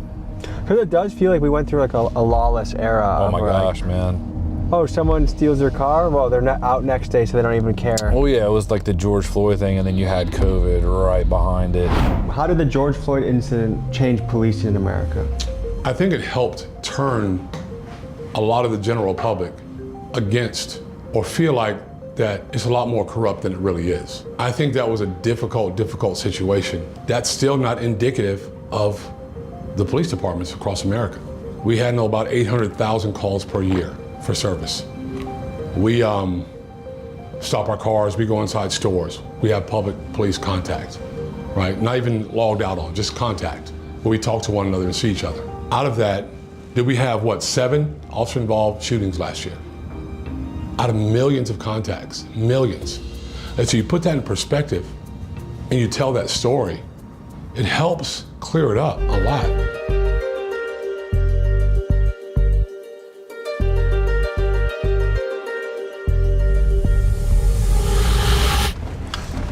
So what's this call for?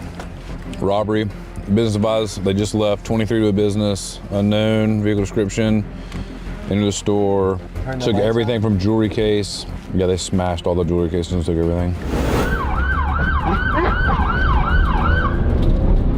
2 miles out.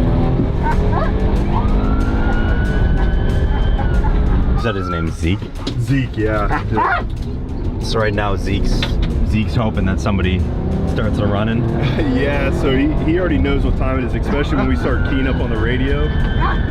He's about a 7-year-old dog, so like by now he's kind of understanding what the game is,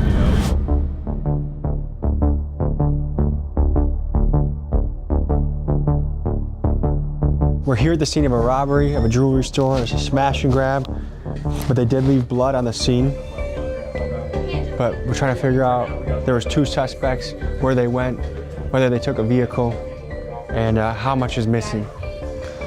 So the employees are shell-shocked. They just had a crazy thing happen on their watch, and they're kind of picking up the pieces and packing up and going home. And So this is now the investigation starts.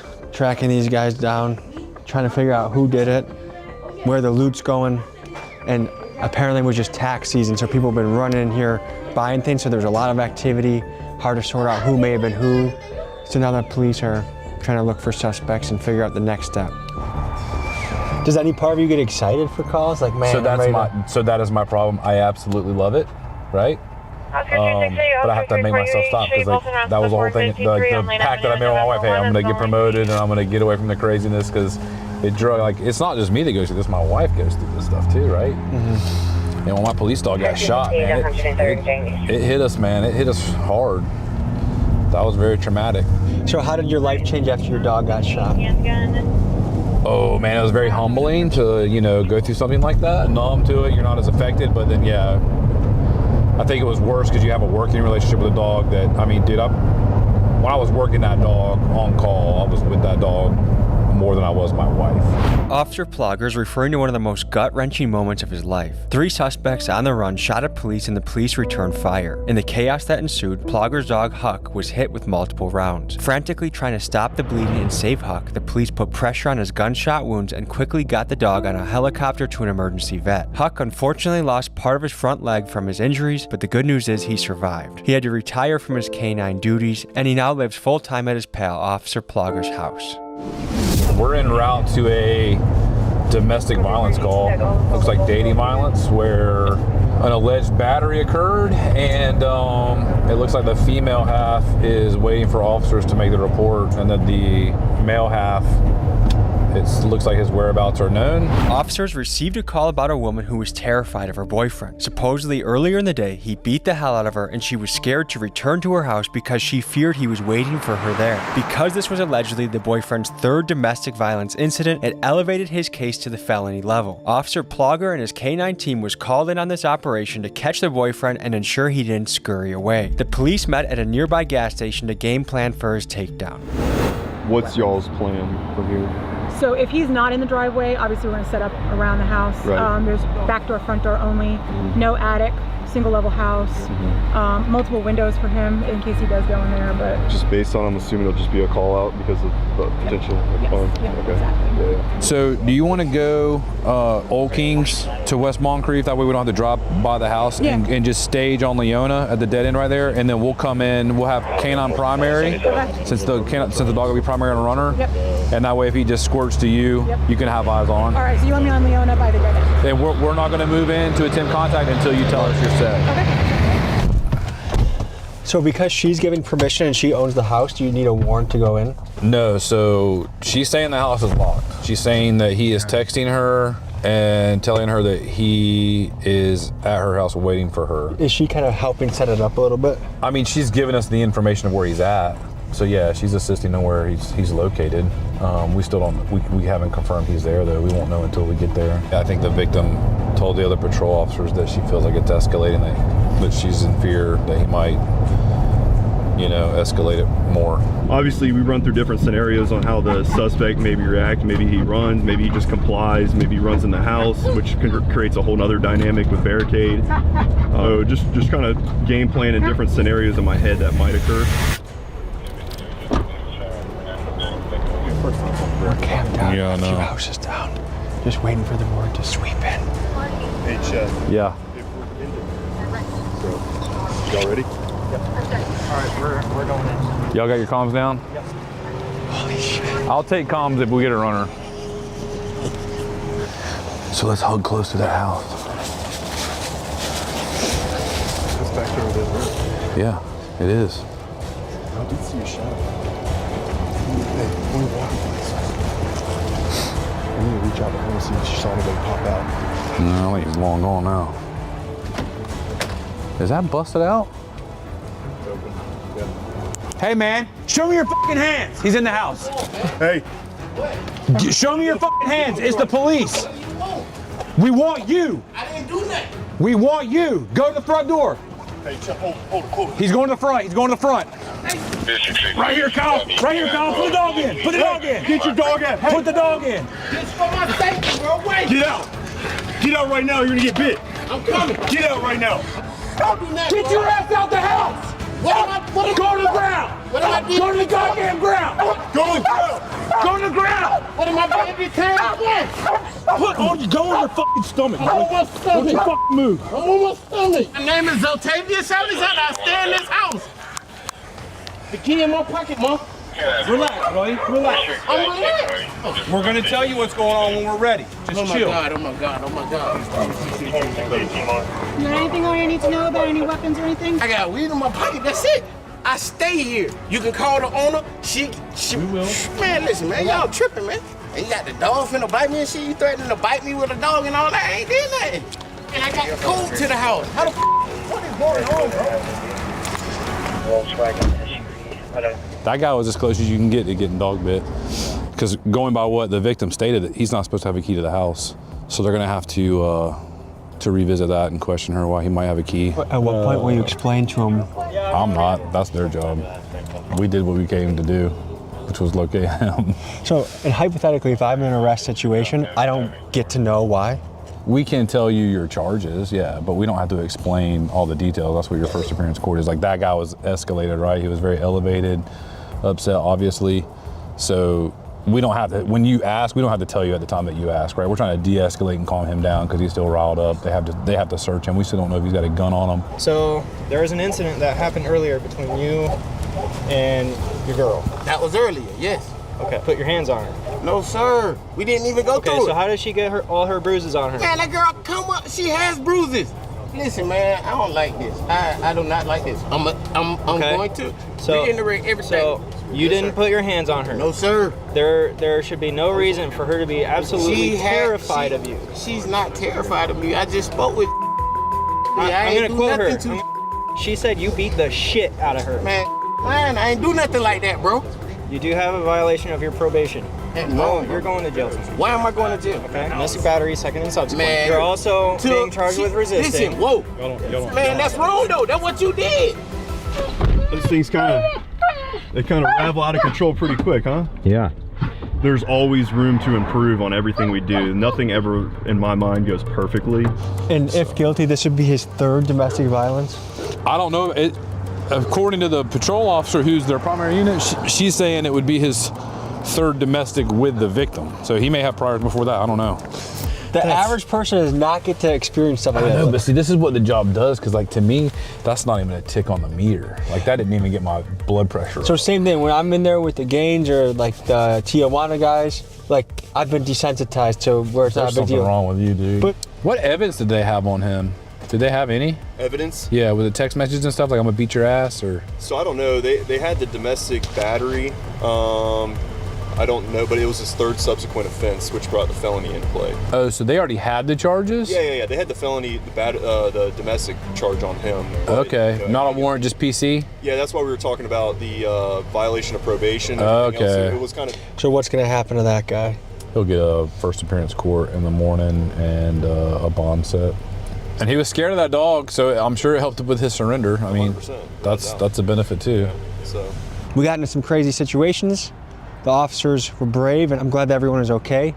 No one in the entire 2 days was harmed in the filming of this, both the criminal, the suspect, the cop, and us. So it's a good day, and things march on. So if you're interested in the murder rate going down, then this is a city to sure check out and look into and ask, what is the recipe they have going on here? What does it mean to you to be taking drugs off the street? It means a lot. We try to keep our community safe. We'll do whatever it takes to enforce the law and take drugs off the street.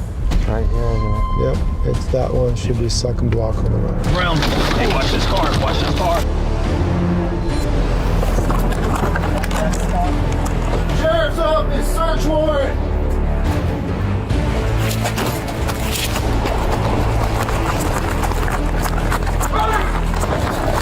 Stop running! It's 1:20 on a Saturday, and we're responding to the scene of an overdose.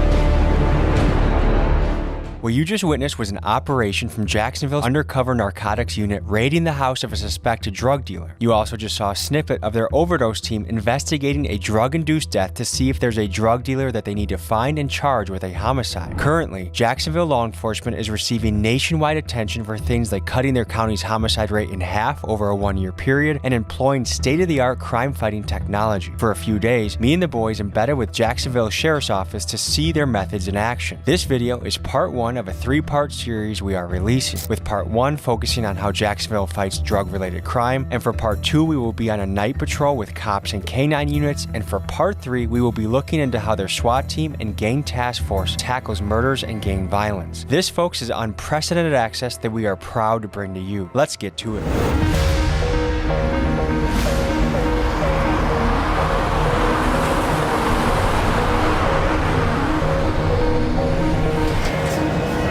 Folks, we are pulling up on an undercover drug raid. There's a drug task force here in Jacksonville that is really trying to crack down on fentanyl and the problems that drugs bring into a community. This is a blood pumping type of experience. This is something where you breach a door and someone resists. There could be shots fired. You might have to bring in SWAT. You might have to, it's a high pressure job. Let's go in and check this out and see what the next step is. We were walking into an office where undercover officers worked and where their top secret operations were planned. So we were instructed to keep the cameras low until it was time to move out on this raid. So I'm Lieutenant Manna with the Jacksonville Sheriff's Office Narcotics Unit. I'm over narcotics and vice. And what's the operation today? What are we looking for? Today we have a search warrant for a drug house. We conducted several buys from the property, and we know they're selling drugs from inside the house. And we are going to Avenue. It's on the west side of town. Is there a particular drug we're looking for? We conducted several buys. We bought crack cocaine from there. How many drug raids do you think you've been on in your day? 2-3 a week. Do we know if the guy living here has many firearms? We haven't seen any, because if we did, it would qualify for SWAT. So the guys, the job they do is very dangerous, especially the first person inside the property, because you just don't know what's behind the closed doors. If you need to throw one of us in as human bait to make the operation go through, just we'll draw straws as a crew. All right, let's go. What does it mean to you to be taking drugs off the street? It means a lot. We try to keep our community safe, and obviously this is a vicious circle with supply versus demand, but we'll do whatever it takes to enforce the law and take drugs off the street. Do you think you'll ever completely wipe drugs off the street? I think you can put a dent to it. I don't think you can wipe it off completely, because there are some, for instance, marijuana is legal in certain states. It's a very tough challenge. Again, it's a vicious circle. It's supply versus demand.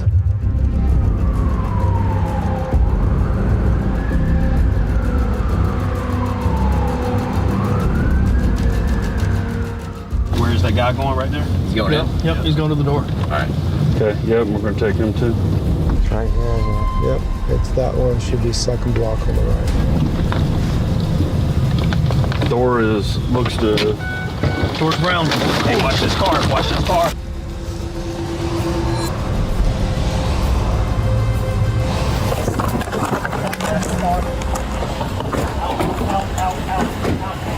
Sheriff's Office, search warrant!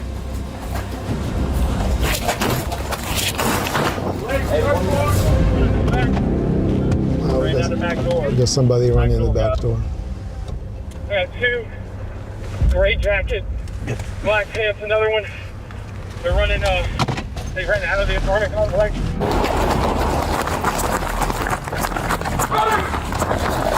Stop running! I got nothing. I got one. The other one with the gray hoodie, I don't know where he went. Stop running! 4 Bravo Mike's running in the back.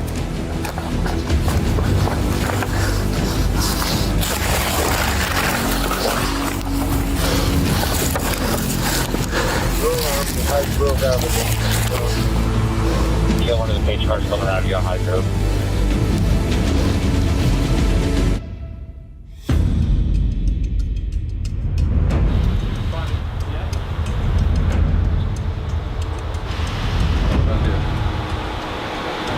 loosen your handcuffs?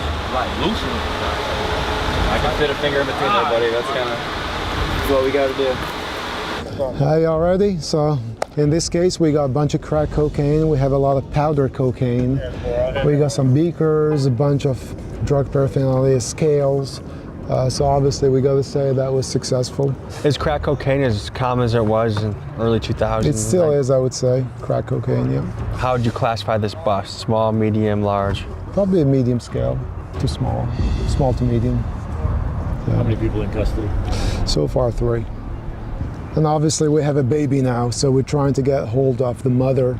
Apparently she's at work, so she'll be coming back. What goes through your head when you see a baby inside one of those houses? You won't be the first. A lot of times, so we we hold the baby, we assist, and then what we do is trying to reunite the baby with the parents. And apparently that's the father, who's the mother's at work. Since the father is going to be arrested, then the mother will respond to take control of her child. Do they feel like, I'm glad that this is happening, that they got busted? Absolutely, absolutely. We get feedback all the time. They don't like these guys. They don't want them here in their neighborhoods. Because they make them dangerous? Yeah, they don't want drugs in their neighborhoods. In the last year, Jacksonville Sheriff's Office has fielded over 5,000 calls for service for drug-related incidents. And in a 2024 survey of Jacksonville residents, next to gun violence, illegal drug usage was the top issue residents wanted the Sheriff's Office to focus their resources on. A lot of times they are afraid, and the ones they step up, they give us complaints and information. We work every complaint that we get. I mean, to live in a place where dangerous guys with guns are in and out all the time, and junkies are coming, and you have kids around here. And this is just the preliminary search. Obviously, they go into details to search the property. And typically on the secondary search, they find additional drug paraphernalia and additional drugs.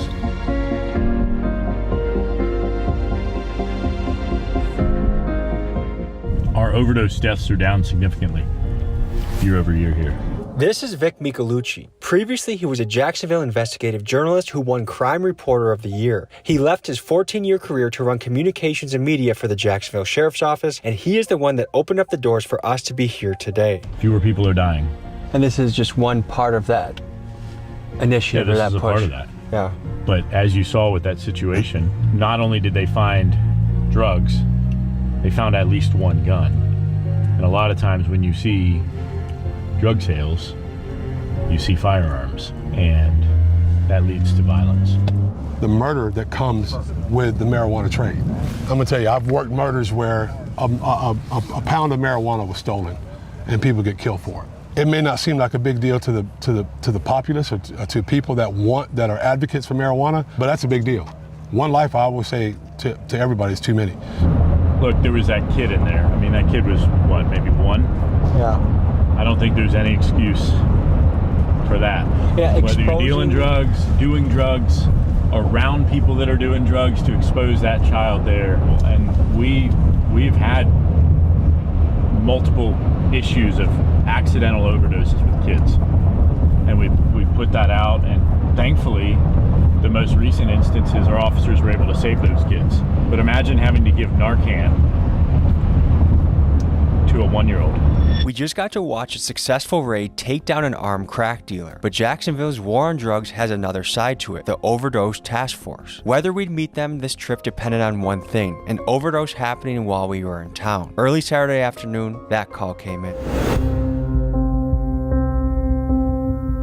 So we've been on standby the 4 days we've been in Jacksonville for when an overdose happens, we're gonna get the call. Unfortunately, it's 1:20 on a Saturday, and we're responding to the scene of an overdose. This is hard to walk into. I mean, you're walking into a family's worst nightmare with cameras, and we want to be respectful of what they're experiencing, but also convey something that happens every day around America in a real way. So, we'll see you on the scene.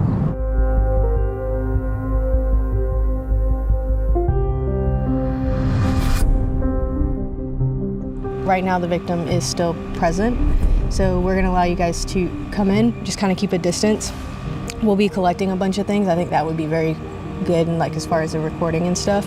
Who are you and what do you do? What's your role? So I am Sergeant Kay Cruz. I am with the Jacksonville Sheriff's Office. I'm a part of the Narcotics Overdose Death Investigations Unit. We are allowed to cross the threshold and film inside the Valley? Yeah. Just because don't. we have consent from the Yes. family? Yeah, and then that's also why I was speaking to the next of kin, because I didn't want her to be like, why is media here? So I was explaining to her the reasoning for you guys being here and like helping, produce information to give out to the public to hopefully prevent future overdoses for overdose awareness. As you enter a scene, what are you looking for? What are you gonna? So the very beginning of our investigation is the patrol response. Anytime patrol responds to a undetermined death, depending on the evidence on scene, determines what unit will come out to conduct the death investigation. The initial investigation, we're unable to determine what the actual cause of death is. When we respond to the scene, there's kind of two different investigations going on. You have your medical examiner's office investigation, and you also have your Jacksonville Sheriff's Office investigation. The medical examiner's office will do all the medical related stuff. So they're doing the toxicology, and they're actually going to determine the actual cause of death. We are conducting the Sheriff's Office investigation. So with any individual, or if an individual provides a controlled substance to an individual that is a substantial factor in their death, they can be held liable. And we know that, we're trying to figure that out. We're trying to figure that out. Again, very initial stages of the investigation. We're processing the scene with a crime scene unit. And also we're working with the medical examiner's office. We're collecting any evidence that may assist our investigation. What has you wearing a mask to the scene? We wear those to protect our identities because a lot of us work in an undercover capacity. So that's why we wear the mask, because we're out in the public. So we just try to conceal our identities from members of the public, because you never know if someone here at the scene provided drugs to the victim, or if any of these people could potentially be a suspect or a drug dealer for a case that we encounter later. Is it possible that you might find the dealer, you might do an undercover buy from the same dealer that sold here? Yes, it's possible. Because that way you're familiar with the case. Yes. Have you ever been in a sketchy situation? A lot of them. Explain one of them. I've been locked in hotel rooms with drug dealers before. Sometimes they'll do that to make sure no one's coming in behind you, so you're in there with them trying to buy drugs, and they'll lock the doors behind you. They have guns on them. They have drugs there. There was a case in Miami recently where they made an undercover actually smoke fentanyl just to say that he wasn't an undercover. Did he pass away? No, he did not. What she's referring to is an insane story that just happened a couple weeks ago. A Miami fentanyl dealer got suspicious of an undercover agent and gave the guy two options. You either smoke this fentanyl and die, or I'm gonna kill you anyways. Terrified, the agent had no choice but to hit the Chinese import in front of the dealer. Somehow he survived, and SWAT raided these guys soon after. And it just goes to highlight the incredible danger of this undercover profession. I've had drug dealers before try to get me to smoke drugs, and it's just, it can be pretty dangerous and sketchy. Pretty much this entire career is pretty dangerous. What got you into it? When I was little, I really liked the show Cops. Okay, and I'm not from Jacksonville, but when I was little, I used to watch the episodes, and I remember as a kid seeing the Jacksonville Sheriff's Office episodes and being like, that area in particular, I don't know why, stuck with me, and I was like, that looks like a pretty crazy place to live or work or whatever. We talked to, prior to making entry, we're talking to patrol to provide us with their information that they collected upon their initial response. We're talking to any next of kins that are on scene, and we're also talking to any complainants or witnesses. We're just trying to gather what happened before police were called to the scene.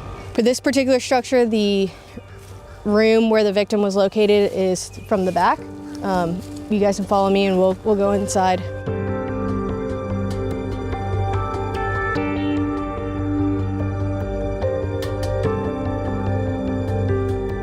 What are the primary things we're looking for? Where are your eyes going right now?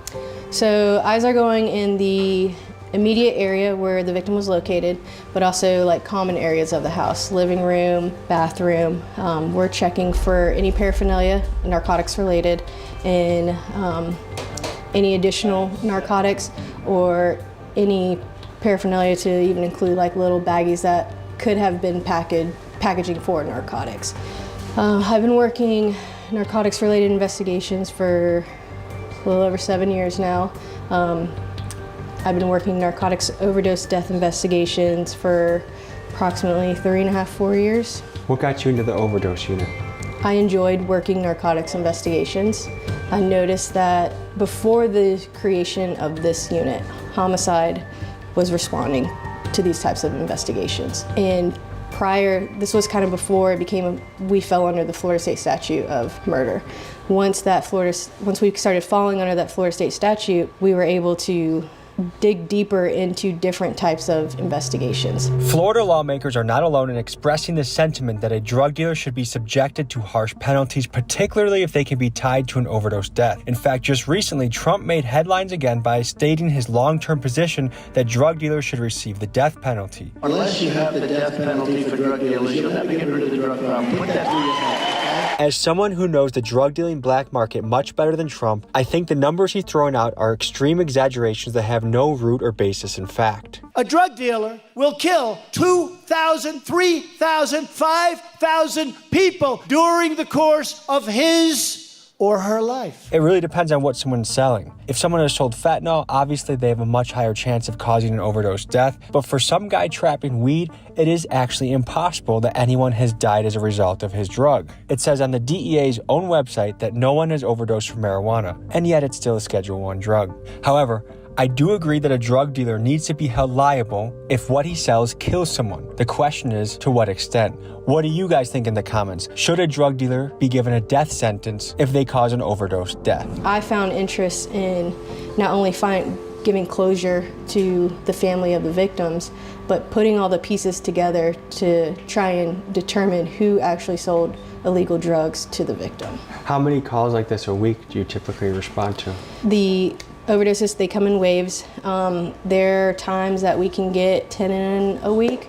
There are times that we can get 0. There's no way to determine how many call-outs a week that we're going to get. Crime scene units here, the narcotics overdose detectives are here. They are taking photographs, they're looking around, pointing out or trying to locate any evidence that may be narcotics related. They are waiting for the medical examiner's office to arrive. Once the medical examiner's office arrived, that's kind of where we're now dividing into like 2 investigations, but we work very close together. Like I said, I think the more information we get out there to the public, make aware that it's not only fentanyl. Yes, fentanyl, that's what we're hearing in the news. It's a dangerous, deadly drug, but any illegal substance can cause a death. Well, thank you for what you do. Yeah, thank you. Some Americans would say, hey, alcohol is legal. Alcohol has a lot of problems. I mean, if you look at domestic disputes, violence, fights, drunkenness, DUIs, yeah, that's a huge multi-billion-dollar industry. Why should weed be any different? Because why add to it? But why add to the problem that alcohol already causes? Because prohibition doesn't work. The war on drugs has not solved since the 70s the issues of drugs in our community. So let me ask you this question. Because we should legalize marijuana because people like to smoke it, we should legalize cocaine, methamphetamine, we should legalize fentanyl, we should legalize all those things? No, of course not. Just because people like it, there are certain things that you just shouldn't do, and I think the government should uphold a standard. So what gave you reason to believe that this could be a narcotic overdose in the first place?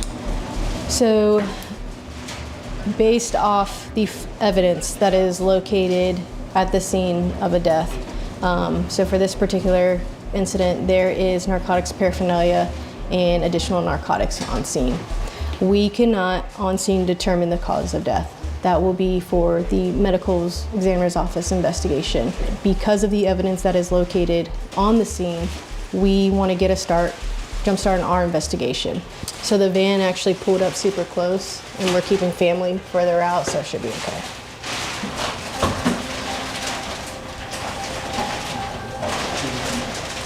I don't know how you guys do this day in and day out. I suppose just like anything, the more that you see it, the more that you adapt to it.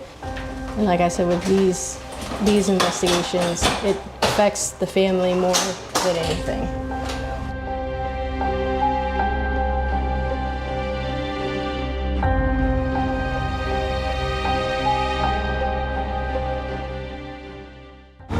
I think this just goes to show how one death can affect so many people. It's such a ripple effect. Right. As you hear the family in the background, I think this goes to highlight, I would not have the stomach for this type of job. And there's the fact that people like you are boots on the ground, and see some of this look death in the face almost on a daily basis sometimes, and have to deal with families and all the thing that come with it. I mean, right, I will say that making that next of kin notification is the worst part about our job, because we're having to tell a loved one that their loved one is no longer here.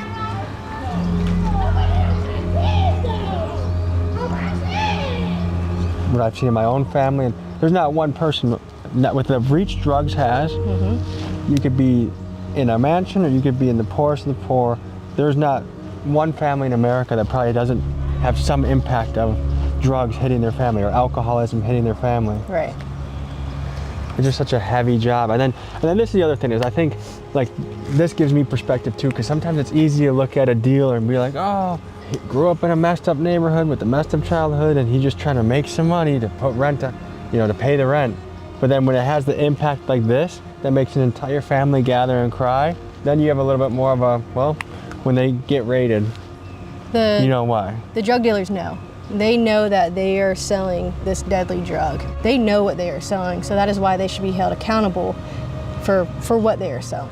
And every single person has that voice inside their heart that knows when something is right or wrong. And to override that just so you can pay rent, even though you can cause devastation to an entire family. And one dealer might have, do you encounter multiple dealers? Customers. Do you ever encounter dealers that you guys arrest that are tied to multiple deaths? Yes. Yeah, this really helped me change my perspective on drug dealing. I mean, there's so much that comes with this. There's family members that have to pay for the funeral. There's how many people had to call off work to leave here and come. There's people that their lives can be permanently altered by the grief. I mean, I've seen that in my own family very well. Just in today's episode, the fact that a dad is selling crack cocaine next to his baby, and then we land in this scene over here when he's passed away and the family's crying, like, you gotta raise your standards a little bit. It makes me thankful, for the detectives that have to collect bodies and investigate, and then the people that have to risk their life to go undercover to do the work to catch these guys. That's more of a risk than most of us are willing to take. It's an honest job, it pays the bills, and these are people that go to bat for us in our community. So, really interesting perspective of how Jacksonville is fighting the flow of drugs through the city. That was a deep dive into the world of Jacksonville crime fighting on the drug division, their narcotics division. Thank you for joining. The support's amazing. I appreciate you guys. I'll see you next week. Thank you. Folks, you just saw a glimpse of what Jacksonville law enforcement does. And next week, we'll dive even deeper, doing a night patrol episode that involves a kidnapping call, going out on a mission with a K9 unit, catching a live burglar in action, and much, much more. We will also take a deeper look at the secret sauce that has driven Jacksonville to be a place where the homicide rate has dropped in half, something that is nearly unheard of across the country.